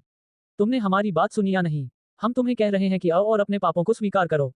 उस पुरुष ने चिल्लाते हुए कहा, उसके बैंगनी बाल नीचे बिखर रहे थे। उसका आकार बड़ा और लंबा था, उसकी उपस्थिति डराने वाली थी। स्वर्गीय देवता संस्थान में तुरंत ही बहुत शांति छा गई। नीचे मौजूद कई शिष्य घटनाओं पर ध्यान दे रहे थे। वे सभी जानते थे कि शेहाव संभवतः हारने वाला है। इस प्रकार की स्थिति में चाहे वह किसी भी प्रकार की प्रतिक्रिया दिखाए, यह उसके लिए अत्यंत हितकर होगा। अगर वह कमजोरी दिखाता तो आज के बाद उसका चेहरा कैसा होता? लेकिन अगर वह उनका डटकर विरोध करता रहा, सचमुच इस तरह अकादमी में घुस गया, तो वह बिना किसी कारण के अपने भविष्य के स्कूल को अपमानित करेगा। क्या तुम्हारे पास अपने लिए कहने को और कुछ नहीं है? ऊपर वह चांदी के बालों वाली महिला हंसी, उसका मूल रूप से नाराज चेहरा एक आत्मसंतुष्ट मुस्कान में बदल गया। जब उसने देखा कि शेहाव चुप है, तो उसने सोचा कि वह डर गया है। तुम सबकी परवाह करना मेरे लिए ठीक नहीं है, शेहाव ने कहा। वह उनसे ज्यादा कुछ नहीं कहना चाहता था, इसलिए वह जाने के लिए मुड़ा। तुम, चांदी के बालों वाली महिला हैरान और गुस्से में थी। वह दूसरे पक्ष के रुख को बर्दाश्त नहीं कर सकती थी। भले ही उसने उसके पक्ष को जोर से नहीं फटकारा, लेकिन इस तरह की प्रतिक्रिया और भी अधिक तुच्छ थी, उन्हें कोई महत्व नहीं दिया। शेहाव वास्तव में उनसे ज्यादा कुछ नहीं कहना चाहता था, क्योंकि इसकी कोई जरूरत ही नहीं थी। अगर ये लोग बल प्रयोग करना चाहते थे तो वह उनसे भिड़ जाएगा। हुआंग, अपनी गांड को यहाँ खींच कर लाओ। चांदी के बालों वाला वह आदमी चिल्लाया। उसे भी अपमानित महसूस हुआ, वह गुस्से में जोर से दहाड़ रहा था, उसकी आवाज आसमान में गूंज रही थी। नीचे सभी ने अपना मुंह बंद कर लिया था, एक भी शब्द नहीं बोला। वे जानते थे कि युद्ध अपरिहार्य था। हुआंग के स्वभाव के अनुसार वह निश्चित रूप से इसे बर्दाश्त नहीं करेगा, निश्चित रूप से अपमानित होना बर्दाश्त नहीं करेगा। क्या तुम सब सिर्फ भौंकना जानते हो? अगर तुम मरना चाहते हो तो बेहिचक आओ। शेहाओ अचानक पलटा, उसके शब्द बर्फ की तरह ठंडे थे, उसकी निगाहें ठंडी थीं। अब वह गुस्से में था और उसके अंदर हत्या करने की नीयत उमड़ रही थी। भौंकना शब्द सुनते ही ऊपर बैठे सभी लोगों के चेहरे पर भाव बदल गए। यह एक ऐसा शब्द था जिसका इस्तेमाल पालतू जानवर की आवाज के लिए किया जाता था। हुआंग ने वाकई उन्हें इस तरह अपमानित किया। उसे पकड़ो, बैंगनी बालों वाला पुरुष चिल्लाया। सुनहरा प्रकाश पथ खुल गया, नीचे की ओर बढ़ रहा था। उसने उस पर कदम रखा और कार्रवाई शुरू कर दी। मूल रूप से महान सुनहरा पथ दीप्तिमान था, ऐसा लग रहा था कि यह अमर क्षेत्र से आया है जो नीचे के साधकों को प्राप्त कर रहा है। हालांकि अब ये जानलेवा ऊर्जा से भर गया था। ऊपर के दर्जन भर लोग कीमती घड़े, राक्षसी मूसल या दैवीय छत्र दिखाते हुए शेहाओ को दबाने के लिए दौड़ पड़े। हर कोई हैरान था, इन व्यक्तियों की जादुई छवियां गरिमापूर्ण थीं, मानो वे देवता और बुद्ध हों जो 9वें स्वर्ग से उतरे हों। उन सभी के चारों ओर एक अभेद्य आभा थी, उनकी आत्माएं प्रतिध्वनित हो रही थीं और मजबूत हो रही थीं। इस बीच सबसे आगे दो नरमादा जोड़े थे। बैंगनी बालों वाले नर ने एक दानव पतंग मूसल पकड़ रखा था जो आसमान में बैंगनी रोशनी फैला रहा था और फिर उसे नीचे गिरा दिया। शून्य में विस्फोट हुआ, महान दाव दिव्य ध्वनियां बहरा करने वाले तरीके से गूंज उठी। चांदी के बालों वाली महिला के चेहरे की विशेषताएं काफी सुंदर थी, लेकिन अभी वह थोड़ी ठंडी लग रही थी। उसने एक कीमती घड़ा पकड़ा, चांदी की चमक का एक विस्तार उड़ गया जो शेहाव पर फट गया। इन हमलों में बड़ी हत्या की मंशा थी। सभी ने मिलकर कार्रवाई की, सभी ने इस राक्षस को गिराने की कोशिश की। वज्र दानव विध्वंसक संरचना, किसी ने घबराकर चिल्लाया, तुरंत इस प्राचीन संरचना को पहचान लिया। हर कोई तुरंत चौंक गया, अमर अकादमी के पराक्रम पर अंदर ही अंदर आहें भरने लगा। उन्होंने अभी अभी कार्रवाई की थी, फिर भी एक प्राचीन युग की प्रसिद्ध महान संरचना का पहले ही उपयोग किया जा चुका था। कोई आश्चर्य नहीं कि आप सभी ने इस तरह से बेशर्मी से काम करने की हिम्मत की। शेहाओ ने धीरे से कहा, इन लोगों के पास आखिरकार कुछ कौशल था, जब इस तरह एक साथ कार्रवाई करते हुए वे वास्तव में एक युवा पीढ़ी के कुलीन व्यक्ति को दबा सकते थे। बस उसे ज्यादा परवाह नहीं थी। वह पहले भी लंबे समय तक दिव्य प्रहारक पत्थर के साथ जुड़ा रहा था, कमोबेश इन संरचनाओं के बारे में थोड़ा बहुत समझ रखता था। अपनी बेजोड़ लड़ाकू ताकत के साथ उसे स्वाभाविक रूप से किसी भी चीज का डर नहीं था। हालांकि अगर वह इस संरचना को तोड़ना चाहता था तो निश्चित रूप से यह काफी मुश्किल होगा। आखिरकार इन व्यक्तियों की साधनाएं सभी काफी प्रभावशाली थीं। बस शेहाओ उनके खिलाफ लंबी लड़ाई नहीं लड़ना चाहता था। अगर वह जीत भी जाता तो भी वह उतना अच्छा नहीं दिखता। हान, उसी क्षण शेहाओ की आभा प्रस्फुटित हुई। वह एक सच्चे ड्रैगन की तरह था जो रसातल के भीतर से जागा और फिर दुनिया में प्रकट हुआ। रक्त ऊर्जा समुद्र की तरह उमड़ पड़ी। शेहाओ ने अपनी सर्वोच्च सत्ता की अनमोल तकनीकें, स्वर्ग आपदा प्रकाश पुनर्जन्म और तीसरी अनमोल तकनीक जो अभी तक पूरी तरह से परिपक्व नहीं हुई थी, का उपयोग किया। 3 प्रकार की अनमोल तकनीकें एक साथ विलीन हो गईं, 3 शक्तियां एक हो गईं। उन्होंने अपनी जन्मजात 3 सर्वोच्च सत्ता तकनीकों का शायद ही कभी उपयोग किया हो, लेकिन आज उन्होंने सीधे उनका उपयोग किया। एक व्यक्ति, 3 सर्वोच्च सत्ताएं, दिव्य क्षमताएं, यह 1 से 2, 2 से 3, 3 से सभी चीजों की तरह था। तीनों शक्तियों की शक्ति एक में विलीन हो गई, सब कुछ प्राप्त हुआ, असाधारण शक्ति के साथ विस्फोट हुआ। होंगलोंगलोंग, स्वर्ग और पृथ्वी में अराजकता फैल गई, अंतहीन, मानो सब कुछ डूब गया हो। दिव्य शक्ति की इस लहर से विश्व भी लगभग बहने वाला था। एक युवा सर्वोच्च प्राणी से निपटने के दौरान भी शेहाओ का हमला पर्याप्त था, क्योंकि यह एक चरम विधि थी जो तुरंत जीत या हार का फैसला करने में सक्षम थी तथा सभी दुश्मनों का सफाया कर देती थी। यह एक ऐसा हमला था जिसका उद्देश्य एक ही चाल से परिणाम प्राप्त करना था। शेहाओ विफल नहीं हुआ। धुंधले प्रकाश में 3 प्रकार की सर्वोच्च दिव्य क्षमताएं प्रकट हुईं, दूसरे पक्ष के वज्र दानव विध्वंसक स्वरूप को नष्ट कर दिया। उन सभी व्यक्तियों को तब तक नष्ट किया जब तक कि उनके शरीर हिंसक रूप से हिल नहीं गए, उनके मुंह से खून बहने लगा। उनमें से एक बुरी तरह चिल्लाया, उसका शरीर बाहर उड़ गया। उसी समय महान स्वर्णिम प्रकाश पथ जगमगाया जैसे बिखरने वाला हो। पेंग, शीहाओ आगे बढ़ा और नर और मादा जोड़े को पकड़कर हवा में उठा लिया। फिर वह पीछे कुछ छवियां छोड़ता हुआ जल्दी से अपने मूल स्थान पर वापस आ गया। आसमान में सभी तरह की दिव्य शक्तियां उमड़ पड़ी और जोरदार तरीके से उमड़ पड़ी। बड़ी बड़ी दरारें बाहर की ओर फैल गईं, लेकिन कुछ ही देर बाद जमीन फिर से शांत हो गई। क्या यही वह तथाकथित गरिमा है जिसकी आप सभी बात करते हैं? शेहाओ ने ठंडे स्वर में पूछा। पेंग की आवाज के साथ उसने बैंगनी बालों वाले पुरुष को जमीन पर फेंक दिया और फिर उसके चेहरे पर पैर रख दिया। तुम नहीं, वह पुरुष चिल्लाया। उसे वास्तव में सबके सामने इतना अपमानित किया गया था कि उसे ऐसा महसूस हो रहा था मानो उसे मार दिया गया हो। तुम इतना शोर क्यों मचा रहे हो? शेहाओ ने डांटते हुए अपना पैर उठाया और जोर से नीचे उतर गया। वह चेहरा जिसे सुंदर माना जा सकता था तुरंत विकृत हो गया, उसकी नाक का पुल अंदर धंस गया, दांत गिर गए। आपको हमारे साथ इस तरह का व्यवहार करने की अनुमति नहीं है। शेहाओ के हाथों में चांदी के बालों वाली महिला चिल्लाई। मैं यह नहीं कर सकता। शेहाओ ने उसे ठंडी नजर से देखा और फिर अपना दूसरा हाथ हिलाया। एक बहुत ही तीखी आवाज सुनाई दी। उस महिला का आधा चेहरा सूज गया, उसकी हड्डियां टूट गईं, उसका पूरा शरीर उछलकर बाहर आ गया। वह जमीन पर गिर पड़ी, उसके मुंह और नाक से खून बह रहा था। अध्याय 1229 छोटा आकाश राजा। एकदम सन्नाटा। जब सभी ने ये दृश्य देखा तो वे सभी दंग रह गए। सभी ने आह भरी कि यह हुआंग ही था। यहाँ तक कि जब उसके भविष्य की संभावनाएं दांव पर लगी थीं, तब भी उसने बहुत शक्तिशाली तरीके से काम किया। यद्यपि ये अमर अकादमी के शिष्य थे, फिर भी उसने उन्हें पीटना शुरू कर दिया, क्योंकि उसके इरादे बिल्कुल भी स्पष्ट नहीं थे। यहाँ बहुत से लोगों ने मुंह खोला, पर कुछ बोल नहीं पाए। पकड़े गए 2 लोग भी अचंभित थे, क्योंकि कोई तो था जिसने उन्हें इस तरह अपमानित किया। हुआंग, तुमने मुझे मारा। चांदी के बालों वाली वह महिला जोर से चिल्लाई। उस हथेली ने उसके चेहरे पर तमाचा मारा, दर्द उसकी हड्डियों में समा गया, उसका चेहरा अब पूरी तरह सूज गया था, यहाँ तक कि लाल फीनिक्स आंखें भी पूरी तरह छिप गई थीं। शी हाओ आगे बढ़ा, एक पेंग ध्वनि के साथ उसने उसे उड़ाते हुए लात मारी, थोड़ा भी पीछे नहीं हटा। मेरी जगह कौन उसे मारेगा? चांदी के बालों वाली महिला चिल्लाई। उसे एक बार फिर से अपमानित किया गया, बस वह अपना दिमाग खोने वाली थी। वह अमर अकादमी में एक महान व्यक्ति की वंशज थी, तो उसे कभी इस तरह से पीड़ित होना पड़ा था। अभी वह चिंतित और भयभीत थी। डोंग, शून्य में एक जोरदार झटका लगा, मानो किसी ने बास ड्रम बजा दिया हो। ये जगह लगातार कांप रही थी, तीव्रता से हिल रही थी, जिससे हर किसी का खून और क्यूई उफान पर था, बेहोश होने के करीब। बैंगनी बालों वाला वह पुरुष हरकत में आ रहा था। अभी अभी उसे शिहाओ ने जमीन पर फेंका था, उसकी नाक का पुल एक ही कदम में टूट गया, वह धंस गया। जब उसने अब महिला की चीख सुनी, तो उसने चुपके से हरकत में आ गया। वह बैंगनी सुनहरा दानव मूसल अनंत शुभ प्रकाश के साथ फूट पड़ा, हजारों चमकीले रंग की धाराएं बह निकली, जो शक्ति निकली वह अतुलनीय थी। इसने शून्य को ध्वस्त कर दिया, शिहाओ की ओर टूट पड़ा। ये दानव पिंड मूसल निस्संदेह दुर्जय था, स्वर्गीय देवताओं को मारने में सक्षम था। यह एक महान मारक हथियार था, शायद इसे दानव विनाशक दिव्य हथियार कहा जा सकता है। इसके केंद्र में आने से चौंकाने वाली लहरें बाहर की ओर बढ़ीं, जिस चीज को ये छूती वह अनिवार्य रूप से टूट जाती, इसकी शक्ति अत्यंत विस्मयकारी थी। कुछ ही दूर पर कुछ लोग बुरी तरह चिल्ला रहे थे, बैंगनी रंग की लहरों में बह गए। दिव्य प्रकाश उमड़ पड़ा, जिससे वे सीधे बाहर उड़ गए। उन्होंने बड़ी बड़ी खांसी से मुंह से खून निकाला, लगभग मरते मरते। हालांकि युद्ध के मैदान के बीच में मौजूद शिहाओ को कोई नुकसान नहीं हुआ था, वह पूरी तरह से शांत और स्थिर खड़ा था। वह दिव्य बहुरंगी रोशनी से घिरा हुआ था, मानो अमर प्रकाश में नहा रहा हो। उसका रूप राजसी था, आंखें गहरी थीं। वह अचानक पलटा, उस पुरुष की ओर देखा और बोला, गलतियों से सीखने की बुद्धि नहीं है। कई लोगों के मन कांप उठे। इस तरह के हमले में भी वह पूरी तरह सुरक्षित था, उसके साथ कुछ भी असामान्य नहीं हुआ, ये वाकई सबको चौंका देने वाला था। क्या यह एकमात्र स्वर्गीय मार्ग है? कोई व्यक्ति चिंता में चिल्लाने से खुद को नहीं रोक सका। स्वर्गीय देवता संस्थान के सभी लोग उसकी क्षमताओं के बारे में जानते थे कि उसने सीमा को तोड़ दिया है, एक अद्वितीय स्वर्गीय मार्ग की स्थापना की है। स्वर्गीय मार्ग चिलचिलाती धूप की तरह चमक रहा था, अविश्वसनीय रूप से चमकदार, केंद्र में शिहाओ की रक्षा करते हुए, सभी तरीकों से प्रतिरक्षित। चाहे वह दानव मूसल कैसे भी हमला करे, वह उसे थोड़ी सी भी चोट नहीं पहुंचा सकता था। पिंग, शिहाओ का पैर नीचे आ गया। बैंगनी बालों वाले उस नर ने जोर से चीख मारी, वह बिल्कुल भी बच नहीं पाया। अभी अभी उसने अपने आधे शरीर को मुश्किल से सहारा देने के बाद ही डेमोनफॉल पेस्टल को सक्रिय किया। अब वह पूरी तरह से इस पैर के नीचे गिर गया। उसने खांसते हुए मुंह से खून निकाला। वह पैर एक बड़े पहाड़ की तरह था जो नीचे की ओर कुचला जा रहा था, जिससे बचना असंभव था। उसके ऊपर से आने वाली महान दाव आभा ने उसका दम घोंट दिया। कच, फिर उसे लगा कि उसकी छाती की हड्डियां टूट रही हैं, तेज दर्द से उसका चेहरा विकृत हो रहा है। वह दहाड़ कर बोला, हुआंग, क्या तुम अब भी अमर अकादमी में प्रवेश करना चाहते हो? वह इसे शिहाओ को रोकने के लिए डराने के तौर पर इस्तेमाल करना चाहता था, अन्यथा उसे ऐसा लग रहा था कि उसका पूरा शरीर कुचल दिया जाएगा।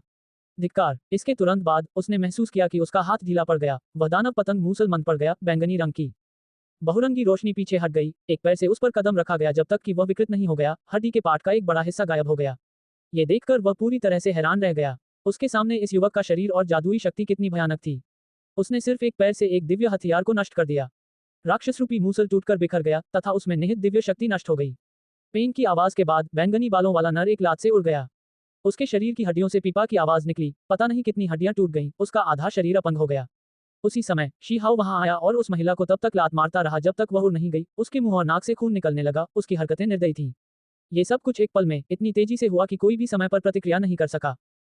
चांदी के बालों वाली महिला दर्द से चिल्लाने लगी। आखिरकार उसे एहसास हुआ कि यह अमर अकादमी नहीं थी, कि वहां उसकी रक्षा करने वाला कोई नहीं था। यही वजह थी कि उसके सामने ये युवक अपनी मर्जी से काम करने की हिम्मत कर रहा था। उसने उस कीमती घड़े को सक्रिय किया और खुद को बचाने के लिए हर संभव कोशिश की। उसने शिहाओ को गुस्से से घूरते हुए चिल्लाया, वरिष्ठ भाई, जल्दी करो और मुझे बचाओ। शिहाओ ने कोई दया नहीं दिखाई। उसकी उंगली ने इशारा किया, हवा और बिजली चारों ओर भड़क रही थी। बहरा कर देने वाली आवाजें गूंज रही थीं। दृश्य बेहद चौंकाने वाला था। वह एक दिव्य सूर्य से घिरा हुआ था, जो अविश्वसनीय रूप से शुद्ध और पवित्र दिख रहा था। इस समय उसने बताया, मानो कोई दिव्य प्राणी राक्षसों और दुष्टों को भगाने के लिए इस दुनिया में उतर रहा हो। जब उसने दिव्य शक्ति का प्रदर्शन किया तो उसमें एक प्रकार की महान भव्यता थी, साथ ही एक प्रकार की शान भी थी। ये बात थोड़ी विरोधाभासी लग रही थी, लेकिन अभी ये बात एक साथ इस व्यक्ति के शरीर पर प्रकट हुई। कीमती घड़ा फट गया। ये स्थान अत्यंत चमकीला था, टुकड़े सभी दिशाओं में उड़ रहे थे। बहुत से लोग डर गए थे। यह एक महान संप्रदाय का खजाना था, एक कीमती घड़ा जिसमें महान दाव पैटर्न थे, फिर भी हुआंग की एक उंगली से इसे उड़ा दिया गया। ये वास्तव में थोड़ा भयावह था। वह महिला बुरी तरह चिल्ला रही थी, उसका शरीर चोटों से भरा हुआ था, कई जगह कीमती घड़े के टुकड़ों से फटा हुआ था। हर जगह खून फैल गया था, वह अब हिल भी नहीं पा रही थी, बस दर्द से कराह रही थी। रुकना! सुनहरे महान पथ पर, जो लोग अभी अभी उड़कर आए थे, वे चिल्ला उठे। वे सभी जादुई कलाकृतियां पकड़े हुए थे और शेहाओ को रोकना चाहते थे। शेहाओ ने पलट कर देखा, लेकिन उसने फिर से कोई कार्रवाई नहीं की, क्योंकि वह वास्तव में मारना नहीं चाहता था, अन्यथा वे बूढ़े राक्षस निश्चित रूप से उसके कार्यों से सहमत नहीं होंगे। इस तरह की बातों से उसने उन दोनों को पहले ही पर्याप्त सबक सिखा दिया था। ये जगह पहले तो शांत हो गई, फिर शोर से भर गई। यहाँ जो हुआ, वह छिपाने की कोशिश करने पर भी नहीं छुप सकता था, किसी को उम्मीद नहीं थी कि शेहाओ इतना शक्तिशाली होगा। अमर अकादमी के लोग इससे ज्यादा कुछ नहीं हैं, किसी ने धीरे से कहा। ये शब्द आग में घी डालने, संघर्ष को भड़काने और भड़काने से अलग नहीं थे। बहुत से लोग इस ध्वनि के स्रोत की खोज कर रहे थे, लेकिन उन्हें कुछ नहीं मिला। बहुत से लोगों ने सफेद लौकी की ओर देखा, जो पवित्र अकादमी की उड़ान जादुई कलाकृति है। उन्हें संदेह होने लगा कि शायद यह उनमें से ही कोई था जो दूसरे पक्ष को चिढ़ा रहा था। फिर भी, जिस व्यक्ति ने यह गुप्त रूप से किया था, वह सफल हो गया, जिससे अमर अकादमी के लोगों के चेहरे उतर गए। भले ही वे जानते थे कि इस व्यक्ति के इरादे नेक नहीं थे, फिर भी वे कार्रवाई करने से खुद को रोक नहीं पाए। हकीकत में, भले ही कोई इस तरह चुपचाप ना बुदबुदाए, फिर भी अमर अकादमी के विशेषज्ञ चुपचाप बैठकर नहीं देखेंगे। हुआंग द्वारा इस तरह से जबरदस्ती दबाए जाने के बाद उनके पास चुप रहने का कोई रास्ता नहीं था। पत्थर का आकाशीय पिंड हिल रहा था, जिससे लहरों की आवाजें निकल रही थी। इसके अलावा एक भयानक क्षेत्र बन रहा था, जिसने आकाश को कैद कर लिया था। कुछ पक्षी दूर से उड़ रहे थे, लेकिन उन्होंने तुरंत चलना बंद कर दिया। सबके चेहरे पर भाव बदल गए। ये डोमेन बहुत शक्तिशाली था। दिव्य पिंड पर एक द्वार दिखाई दिया, एक इंद्रधनुषी पुल उड़ता हुआ। कुछ लोग दिव्य पुल के साथ साथ चले, एकत्रित बहुरंगी प्रकाश से बने पुल पर खड़े थे। तुम सच में स्वर्ग और पृथ्वी की गहराई नहीं जानते, बार बार छोटे आकाश राजा की प्रतिष्ठा को ठेस पहुंचाते हो। अब जब आकाश राजा एक व्यक्तिगत रूप से यहाँ है, तो देखते हैं कि तुम किस तरह की परेशानी खड़ी कर सकते हो। किसी ने ठंडे स्वर में कहा। बहुत से लोग आकाशीय पिंड से बाहर निकले, वे सभी अमर अकादमी के युवा प्रतिभाशाली लोग थे, उनकी संख्या कई दर्जन थी। कोई भी देख सकता था कि अमर अकादमी ने भी इस बातचीत के बारे में थोड़ा सोचा था और कुछ विशेषज्ञों को साथ लाया था। छोटा आकाश राजा प्रकट हुआ है। नीचे बैठे कई लोग चौंक गए। मुख्य व्यक्ति आखिरकार प्रकट हुआ, क्या वह शेहाओ से लड़ने वाला था? अफवाह थी कि यह एक असाधारण स्वर्गीय प्रतिभा थी जो अपने सभी साथियों से आगे थी और उसका कोई योग्य प्रतिद्वंद्वी नहीं था। उसे आकाश राजा के रूप में जाना जाता था, लेकिन चूंकि उसकी उम्र बहुत ज्यादा नहीं थी, इसलिए उसके नाम में छोटा शब्द जोड़ दिया गया। यह उपाधि ही सब कुछ समझाने के लिए पर्याप्त थी। ये वह व्यक्ति था जो 9 स्वर्गों और 10 पृथ्वियों में अपने सभी साथियों को अनदेखा कर सकता था। सभी लोग 7 रंगों वाले इंद्रधनुषी पुल की ओर देखते हुए इस समूह को देख रहे थे। वे सभी लिटिल स्काई किंग का असली रूप देखना चाहते थे कि वह कितना असाधारण था। वहां 40 से अधिक पुरुष और महिलाएं थी, उन सभी में आध्यात्मिक सार उमड़ रहा था। दिव्य इंद्रियां जंजीरों की तरह थी, उनकी साधनाएं गहन थी, जो उनकी पीढ़ी में विलेही देखने को मिलती थी। उनमें से 1 या 2 से ज्यादा ऐसे लोग थे जिनके पास अमर ऊर्जा की 3 किस्में थी। उनमें से कुछ के ऊपर 3 बड़े दाव फूल पूरी तरह से खिले हुए थे। ये दृश्य भयावह था, जिसमें दिव्य दाव के गहन रहस्य छिपे हुए थे। उन सब के बीच में एक पुरुष था जिसकी त्वचा सफेद थी और जो महीन जेड की तरह थी, जिसमें चमक और पारभासी चमक थी। उसके शरीर से अमर धुंध बिखरी हुई थी, अलग और असाधारण। उसके सिर पर पानी के नीले रंग के बाल थे जो रेशम की तरह चमकदार और कोमल थे। उसका हाथ इतना वीर नहीं था, लेकिन वह हमेशा मुस्कुराता रहता था, बेहद शांत और शांतिपूर्ण दिखता था। उसकी आंखें साफ थीं, उनमें कोई अशुद्धता नहीं थी, उनसे एक नीला प्रकाश निकल रहा था। वे एकदम नीलमणि की तरह थे, जो नश्वर दुनिया की आभा से अछूते थे।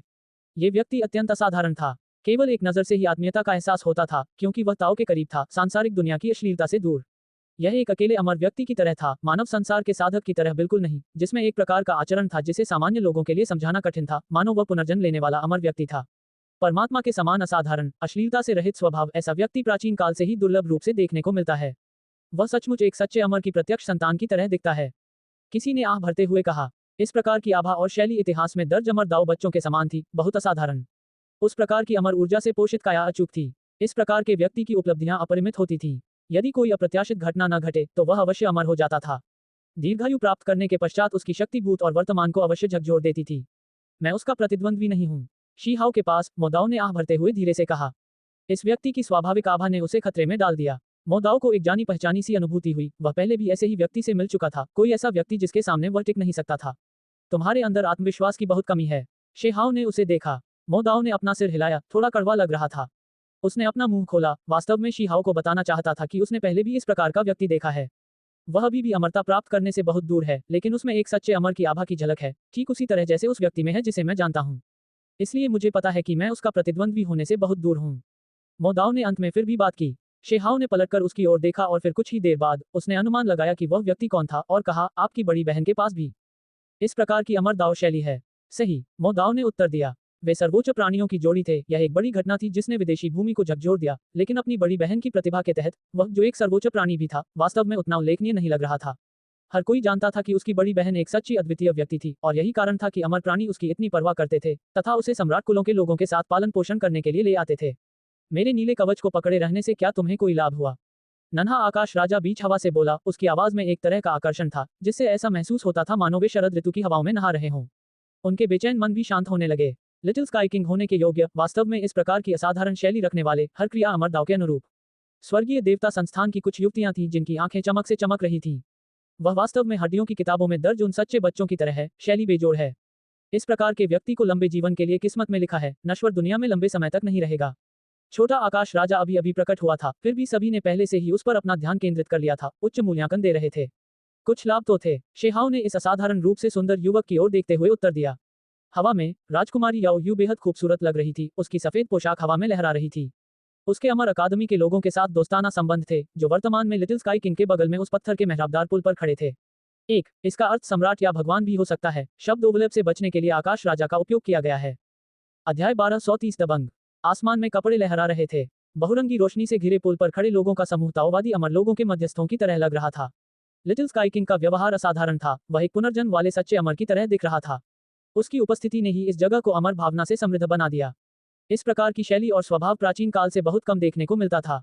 इस बीच उनके साथ खड़े लोगों का स्वभाव भी असाधारण था, खासकर तब जब उनके साथ खड़े लोगों में अमर ऊर्जा की 3 किस्में थीं। ये वास्तव में ऐसा था जैसे अमर लोगों का एक समूह उतर आया हो। पुरुष सुंदर थे, महिलाएं सुंदर थीं, उनमें से किसी में भी सांसारिकता की भावना नहीं थी, वे ऊपर से ऊपर उठ रही थीं। वे दिव्य प्रकाश द्वारा समर्थित थे, धुंध में लिपटे हुए। राजकुमारी याओ यू जब वहां खड़ी थी तो वह उनसे बिल्कुल भी कम नहीं थी, और लिटिल स्काई किंग के बगल में खड़ी होने पर वह और भी अधिक उत्कृष्ट और असाधारण दिखाई दे रही थी, मानो वह एक परी थी जो किसी पेंटिंग स्क्रॉल से बाहर निकली हो। जब वे एक साथ होते थे तो वे और भी अधिक शुद्ध और अलग दिखते थे, मानो वे इस नश्वर दुनिया से ऊपर उठ गए हों। हुआंग, क्या तुम अब भी दिखावा करोगे? छोटा आकाश राजा पहले ही व्यक्तिगत रूप से प्रकट हो चुका है, फिर भी तुम अभी भी नीला कवच नहीं दे रहे हो। उस मेहराबदार पुल से किसी ने चिल्लाकर कहा। जब वे लोग नहीं बोलते थे तो वे शुद्ध और अलग थलग लगते थे, लेकिन अभी वे सभी गर्व से भरे हुए थे, नीचे देख रहे थे और शेहाव पर चिल्ला रहे थे, उसे नीला कवच वापस करने का आदेश दे रहे थे। मुख्य पात्र प्रकट हुआ और शेहाव को डांटने के लिए अनुयायियों का एक समूह भी था। स्थिति अब बेहद गंभीर थी। स्वर्गीय देवता संस्थान के सभी लोग बारीकी से ध्यान दे रहे थे। घुटन भरे माहौल ने इस जगह को पूरी तरह से शांत कर दिया था। सभी ने शेहाव की दिशा में देखा। वह ध्यान का केंद्र बन गया, लेकिन ये कोई अच्छी बात नहीं थी। ये निश्चित रूप से एक आपदा थी। लिटिल स्काई किंग आया तो उसे उसका सामना कैसे करना चाहिए था? कुछ लोग ऐसे भी थे जो उसकी विपत्ति में आनंद ले रहे थे तथा हुआन को पराजित होते देखना चाहते थे। आखिरकार उसने एक धातु की प्लेट को लात मारी। लिटिल स्काई किंग की चीजें इतनी आसानी से कैसे ली जा सकती हैं? मुझे विश्वास नहीं होता कि हुआंग अभी भी सख्त होने की हिम्मत रखता है। इस बार वह निश्चित रूप से हार मानने वाला है। स्वर्गीय देवता संस्थान से किसी ने धीरे से कहा, स्पष्ट रूप से कोई ऐसा व्यक्ति जो पहले शेहाव द्वारा दबाया गया था उसके हाथों हार का सामना कर रहा था। अभी वह उम्मीद कर रहा था कि लिटिल स्काई किंग कार्रवाई करेगा और शेहाव को दबा देगा। ये कवच दुश्मन के हाथों से जीता गया था। क्या तुम्हें लगता है कि तुम्हारी धमकी से कुछ होगा? शेहाव ने जवाब दिया। दुस्साहसी, ये लिटिल स्काई किंग का युद्ध कवच है जो पहले केवल बुताई को उधार दिया गया था, फिर भी तुम वास्तव में इसे अपने पास रखने की कोशिश कर रहे हो। ये तुम्हारा नहीं है, उनमें से एक ने निर्विवाद स्वर में चिल्लाया। ये कवच मुझे सम्मानपूर्वक प्राप्त हुआ है। अगर मैंने इसे सिर्फ इसलिए सौंप दिया क्योंकि आप सभी ने मुझे धमकाया था तो मेरे पास किस तरह का आत्मसम्मान बचेगा? शेहाव ने शांति से कहा। बेलगाम, तुम अभी भी अपनी गलतियों को स्वीकार करने से इनकार करते हो। ये स्पष्ट रूप से लिटिल स्काई किंग का कवच है, फिर भी तुम इसे वापस करने से इनकार करने की हिम्मत करते हो। किसी ने ऊपर से चिल्लाया, जिससे मारक ऊर्जा बाहर की ओर बह रही थी। सुरुचिपूर्ण सोने के आभूषण, पुरुषों और महिलाओं के लिए नवीनतम डिजाइन। प्रायोजित परिणाम, शीहाव की भौहें तुरंत एक दूसरे से चिपक गईं। बस अब बहुत हो गया, दूसरों को दुस्साहसी और बैलगाम कहना। तुम सब अपने आप को समझते क्या हो जो मुझसे इस तरह बात करने की हिम्मत कर रहे हो? वह एक पल के लिए रुका और फिर बोला, इस कवच को पहनते समय वुताई ने मुझे मारने की इच्छा से असभ्य और अनुचित तरीके से कार्रवाई की। जब वह हार गया तो ये कवच पीछे रह गया, फिर भी आप सभी चाहते हैं कि मैं इसे एक नौकर की तरह सम्मानपूर्वक पेश करूं। क्या कुत्ते की बात तर्क है? हर कोई दंग रह गया। कभी उम्मीद नहीं की थी कि शीहाव अभी शांति से बोलने के बाद अचानक भड़क उठेगा। बीच हवा में मेहराबदार पुल अतुलनीय चमक के साथ चमक रहा था, 7 रंगों वाली बहुरंगी धुंध घूम रही थी। हर कोई थोड़ा हैरान था, उनके चेहरे पर ठंडक थी और वे नीचे की ओर देख रहे थे। स्वर्गीय देवता संस्थान में हर कोई आश्चर्य से चौंक गया। क्या ये हो सकता है कि हुआंग यहाँ लिटिल स्काई किंग को चुनौती देने जा रहा था? हालांकि बाद वाला बहुत पहले ही एक दाव बीज के साथ विलीन हो चुका था, जो हास्यास्पद हद तक शक्तिशाली था। उसका मुकाबला कौन कर सकता था? तुम्हारी हिम्मत है हमारा विरोध करने की? मेहराबदार पुल पर किसी ने एक बार फिर चिल्लाकर कहा। क्या तुम सब अपने आप को खास समझते हो, खुद को अचूक मानते हो? मेरे साथ इतना अनादर करते हुए बस मेरे पास आओ, शेहाव ने निर्णायक रूप से कहा।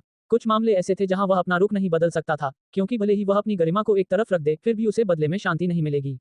इसके अलावा शेहाओ कभी भी ऐसा व्यक्ति नहीं था जो अपनी गरिमा को अपने जीवन के लिए बदल दे। वह हमेशा एक ऐसा व्यक्ति था जो स्वतंत्र और उन्मुक्त था। वह मजबूत बनने के लिए खुद पर बेड़ियां नहीं डालेगा। हान, उसी क्षण आकाश से 10 से अधिक प्रकाश की किरणें नीचे उतरी। वे सभी महान दिव्य क्षमताएं थीं जो उस जंगली और अदम्य युवक हुआंग की ओर बढ़ रही थीं। शेहाओ की भुजाएं हिलने लगी, जैसे फीनिक्स अपने पंख हिला रहा हो। वे भयंकर रूप से हिल रहे थे, सभी कीमती तकनीकें हट गई थीं। उन्होंने विभिन्न दिव्य क्षमताओं को बेअसर करने के लिए ट्रू प्रिमोडियल रिकॉर्ड के अस्थि ग्रंथों का उपयोग किया। हाँ, सच्चा आदिम अभिलेख, लगता है उसके पास कुछ तरीके हैं। ऊपर से किसी ने चौंककर चिल्लाया। सच्चे आदिम अभिलेख का पहला भाग कोई रहस्य नहीं था, कुछ महान संप्रदायों के पास यह उनके संग्रह में था। इसके अलावा वे अमर अकादमी से थे, इसलिए स्वाभाविक रूप से उनके पास इस प्रकार का क्षतिग्रस्त गुप्त पाठ था। हालांकि जो लोग वास्तव में सच्चे आदिम अभिलेख के अस्थि ग्रंथों को लेने और इसे किसी चमत्कारी चीज में बदलने में सक्षम थे, वे बहुत कम थे। आमतौर पर केवल संप्रदाय मास्टर स्तर के व्यक्ति या उससे ऊपर के व्यक्ति ही इसे पूरी तरह से समझ सकते थे। यहाँ तक कि छोटे आकाश राजा ने भी आश्चर्य व्यक्त किया और शी हाओ को गहरी नजर से देखा। हिंग, ये तो बस एक प्राचीन रचना है, कुछ खास नहीं। ऐसा नहीं है कि वह पहले पढ़ने वाला अकेला व्यक्ति था। कोई था जिसने इस बारे में बात की जो इससे बहुत चिंतित नहीं था। हुआंग, तुम्हारे पास अपने अपराध कबूल करने का एक आखिरी मौका है, हम तुम्हें अभी भी माफ कर सकते हैं, किसी ने ठंडे स्वर में कहा। उसकी आंखों में चांदी की चमक घूम रही थी। वाकई शर्मनाक, हास्यास्पद। तुम सब अपने आप को क्या समझते हो, जो दूसरों के जीवन और सम्मान पर बेतरतीब ढंग से शासन कर सकते हो? यह मेरे और तुम्हारी अमर अकादमी के लोगों के बीच हुई थोड़ी सी झड़प से ज्यादा कुछ नहीं था, फिर भी तुम सब ऐसे व्यवहार कर रहे हो जैसे तुम कोई मुकदमा चला रहे हो, मेरी इतनी तीखी आलोचना कर रहे हो। मेरे पास तुम सबसे निपटने का समय नहीं है, बस चले जाओ। शेहाओ नाराज था। दूसरे पक्ष ने उसे बार बार परेशान किया। अहंकारी और दबंग, उनके शब्द उसके प्रति असभ्य थे। उसके भीतर क्रोध की लहर लंबे समय से उमड़ रही थी। तुम हठपूर्वक गलत काम करते रहो, आज हम तुम्हें परास्त कर देंगे, ऊपर से किसी ने कहा। मुख्य व्यक्ति ने तो इतना भी नहीं कहा, फिर भी आप सभी अपनी वफादारी व्यक्त करने की इतनी जल्दी में हैं, क्या आपको ऐसा नहीं लगता कि दूसरे लोग आपकी इतनी बेबाकी का मजाक उड़ाएंगे? कोई शायद आप सभी के साथ नौकर शब्द जोड़ दे, शेहाओ ने ठंडे स्वर में कहा। बेशर्म, ऊपर से किसी ने गुस्से से चिल्लाया। ठीक इसी समय आर्च ब्रिज पर लिटिल स्काई किंग ने अपने हाथ से इशारा किया, उन्हें आगे बोलने से रोका। उसने नीचे की ओर देखा, उसकी आंखें सूरज की रोशनी की तरह गर्म, कोमल और शांत थीं। नीला कवच एक ऐसी चीज है जिसे मैंने अब तक अपने पास रखा है। इसका उपयोग भविष्य में विदेशी क्षेत्र से लड़ने के लिए किया जाएगा, इसलिए इसे खोना नहीं चाहिए। उन्होंने इस मामले पर अपना रुख व्यक्त करते हुए ऐसा कहा। शी हाओ ने अपना सिर उठाया और ठंडे स्वर में जवाब दिया, तो फिर तो लड़ाई ही होगी। अगर आप सब मुझे इसे इसी तरह सौंपने के लिए मजबूर करना चाहते हैं तो कोई रास्ता नहीं है। अगर वह वाकई कमजोरी दिखाता तो उसे निश्चित रूप से नीची नजर से देखा जाता। भले ही वह व्यक्ति लिटिल स्काई किंग हो, कोई ऐसा व्यक्ति जो लंबे समय से एक परिपूर्ण दाव बीज के साथ विलीन हो चुका हो, फिर भी उसे लड़ना होगा अगर उसे अपना युद्ध कवच वापस चाहिए। हाँ, मेरे कान मुझे धोखा नहीं दे रहे हैं, है न? उसने वाकई लिटिल स्काई किंग को युद्ध के लिए चुनौती देने की हिम्मत की। वह खुद को क्या समझता है, 4 बेजोड़ रक्त रेखाओं में सबसे शक्तिशाली। वाकई हंसने लायक। तुमने खुद ही यह सब अपने ऊपर लाद लिया, छोटे आकाश राजा को चुनौती देने की हिम्मत की। तुम वाकई अपनी क्षमताओं को बढ़ा चढ़ाकर आंटते हो। क्या तुम 9 स्वर्गों और 10 पृथ्वियों में अपना नाम बनाने के लिए इसका व्यर्थ प्रयास कर रहे हो? किसी ने जोर से ठहाका लगाया, व्यंग्यात्मक लहजे में बोला। अमर अकादमी के सभी साधकों को हवा में ऐसा लगा जैसे वह अंडे से पत्थर पर वार कर रहा हो। लिटिल स्काई किंग के खिलाफ लड़ना पूरी तरह से आत्महत्या थी। अनावश्यक बातें मत करो। छोटे आकाश राजा ने उन्हें रोका, उन्हें अहंकार से काम लेने से रोका। ये स्पष्ट था कि वह गरिमा से भरपूर था। हालांकि वह पूरे समय मुस्कुराता रहा, उसकी आवाज तेज नहीं थी, लेकिन जब उसने बात की तो उन लोगों ने अपना मजाक उड़ाना बंद कर दिया, उन सभी ने अपना मुंह बंद कर लिया। मुझे पता है कि तुम और बुताई के बीच पहले भी लड़ाई हुई थी और इसीलिए तुमने ये कवच प्राप्त किया था। जल्दबाजी में इसे वापस करने से तुम निश्चित रूप से नाराज हो जाओगे। मेरे पास इस कवच को वापस लेने के अलावा कोई विकल्प नहीं है। इसे दूसरों के पास नहीं छोड़ा जा सकता, कृपया मुझे माफ कर दो, लिटिल स्काई किंग ने कहा। वह काफी शांत था, लेकिन उसमें एक निर्विवाद दबंग गई थी। ये व्यक्ति सामान्य रूप से सुंदर और शालीन था, लेकिन वह ऐसा व्यक्ति था जो एक बार निर्णय ले लेता था, फिर उससे पीछे नहीं हटता था। वह जो कहता था वही करता था और अपने शब्दों के विरुद्ध नहीं जाता था। उनकी शैली असाधारण थी, उनके पानी जैसे नीले लंबे बाल आईने की तरह चमक रहे थे। उनका चेहरा बर्फ की तरह सफेद और चमकीला था, आंखें गहरी थीं, हवा में सफेद धुंध फैली हुई थी, मानो कोई सच्चा अमर इस दुनिया में फिर से प्रकट हो गया हो। इस समय यद्यपि वह अत्यंत सौम्य और शांत दिख रहा था, परंतु उसके भीतर जो शक्ति उमड़ रही थी उससे बड़ी आशंका हो रही थी। ऐसा कहना बेकार है। तुम क्या चाहते हो, लड़ाई? शेहाओ ने पूछा। मैं दूसरों पर अपनी अत्यधिक शक्ति से अत्याचार नहीं करना चाहता, और अब जब मैं अपने दाव बीज के साथ विलीन हो गया हूं, तो भले ही मैं तुम्हें हरा दूं, तुम अपनी हार स्वीकार नहीं करोगे। क्यों न हम एक सभ्य युद्ध करें, तुम्हें एक अवसर दें, लिटिल स्काई किंग ने मुस्कुराते हुए कहा। सुरुचिपूर्ण सोने के आभूषण, पुरुषों और महिलाओं के लिए नवीनतम डिजाइन, प्रायोजित परिणाम। हर कोई हैरान था। आखिरकार वह बीज के साथ पूरी तरह से विलीन हो चुका था, शिखर की ओर बढ़ रहा था। उसे भरोसा था कि वह बेजोड़ है। हुआंग का सामना करते समय पूरी तरह से शांत था, जानता था कि वह पूरी ताकत से उसे दबा सकता है। सभी लोग सांस रोककर आकाश की ओर देखने लगे, तथा ये सुनने के लिए उत्सुक थे कि वह किस प्रकार का सभ्य युद्ध करना चाहता है। हम प्राचीन काल के कुछ लोगों द्वारा छोड़ी गई कुछ अमर दाव पहेलियों की जांच कर सकते हैं। अगर हम कुछ भी प्राप्त करने में कामयाब होते हैं तो इसे सभी के दाव के लिए एक प्रकार का लाभ माना जा सकता है। लिटिल स्काई किंग की मुस्कान शानदार थी। सभी ने गहरी सांस ली। प्राचीन लोगों द्वारा छोड़ी गई अधिकांश साधना पहेलियां समझ से परे थीं, जिनका उत्तर कोई भी अनंत काल तक नहीं पा सका। फिर भी वह वास्तव में इस क्षेत्र में तुलना करना चाहता था। उनके प्रस्ताव से हर कोई देख सकता था कि उनमें अद्भुत प्रतिभा है। वे असाधारण रूप से उच्च बुद्धि वाले स्वर्ग संचालक हैं, अन्यथा वे इस क्षेत्र में कदम नहीं रखते। इससे सभी लोग और अधिक भयभीत हो गए तथा उनके प्रति उनका सम्मान बहुत बढ़ गया। बेशक, अगर आपको इस तरह की व्युत्पत्ति पसंद नहीं है, तो सभ्य युद्ध का एक और प्रकार है, जिसमें मैं बस यहीं खड़ा रहूंगा, अमर प्रकाश से अपनी रक्षा करूंगा और आपको अपनी इच्छानुसार मुझ पर हमला करने की अनुमति दूंगा। अगर आप मुझे हिला सकते हैं, तो यह मेरी हार मानी जाएगी। लिटिल स्काई किंग ने प्रतियोगिता का एक और तरीका सुझाते हुए कहा। सब लोग शोर मचाने लगे। उसने वाकई ऐसा करने की हिम्मत की, ये कितना दुस्साहस था। बस वहीं खड़े रहना और एक शक्तिशाली व्यक्ति को हमला करने देना, जवाबी हमला न करना, तथा यदि उसका पैर इधर उधर हो जाए तो हार स्वीकार कर लेना, ये सब देखकर वह सचमुच आश्वस्त था। सभी लोग अंदर से कांप उठे। इस तरह की प्रतिस्पर्धा और वादा बहुत चौंकाने वाला था। शेहाव की आंखें ठंडी थीं। दूसरा पक्ष इतना घमंडी था, क्या वह सचमुच सोचता था कि वह दुनिया को नीचा दिखा सकता है, कि वह बाकी सभी से ऊपर है। अगर शेहाव को लगा कि उसे फायदा उठाना है, तो भले ही उसने कार्रवाई की और हमला किया, भले ही वह जीत गया, इसमें क्या गौरव था। भले ही वह जीत गया, दूसरे पक्ष को आगे बढ़ाते हुए वह अभी भी केवल सहायक भूमिका निभाएगा, जिससे लिटिल स्काई किंग बेहतर दिखाई देगा। शेहाव जानता था कि दूसरे पक्ष के पास निश्चित रूप से अजेय बने रहने के तरीके हैं। तथाकथित अमर प्रकाश की रक्षा करने वाला शरीर संभवतः दुर्जेय है, जो सभी तरीकों के गहन रहस्यों से सुरक्षा प्रदान करता है। अगर आप लड़ना चाहते हैं, तो बस कार्रवाई करें, मैं इससे लड़ने के लिए बहुत खुश हूँ। चीजों को टालने या छिपाने की क्या जरूरत है, शेहाव ने कहा। वह एक उपहास का पात्र बनकर किसी और को बेहतर नहीं दिखाना चाहता था। भले ही यह व्यक्ति वास्तव में एक दाव बीज के साथ विलीन हो गया था, जो अब अकल्पनीय रूप से शक्तिशाली था, फिर भी वह अपना सिर नीचे करने को तैयार नहीं था। तुम्हारा दिल घमंडी है, लेकिन इस तरह से मुझसे लड़ना थोड़ा अनुचित लगता है। तुम्हारी साधना के वर्ष अभी भी उथले हैं, लिटिल स्काई किंग ने शांति से कहा। हर कोई अवाक रह गया। छोटा आकाश राजा भी अभी एक युवा ही था, फिर भी अभी वह पहले से ही मार्शल डाउ के शिखर पर खड़ा था, अपने सभी साथियों को नजरअंदाज करने में सक्षम था। शीहाओ, तुम्हें बस इसे जाने देना चाहिए। अगर कोई ऐसी बात है जिस पर हम चर्चा कर सकते हैं, तो चलो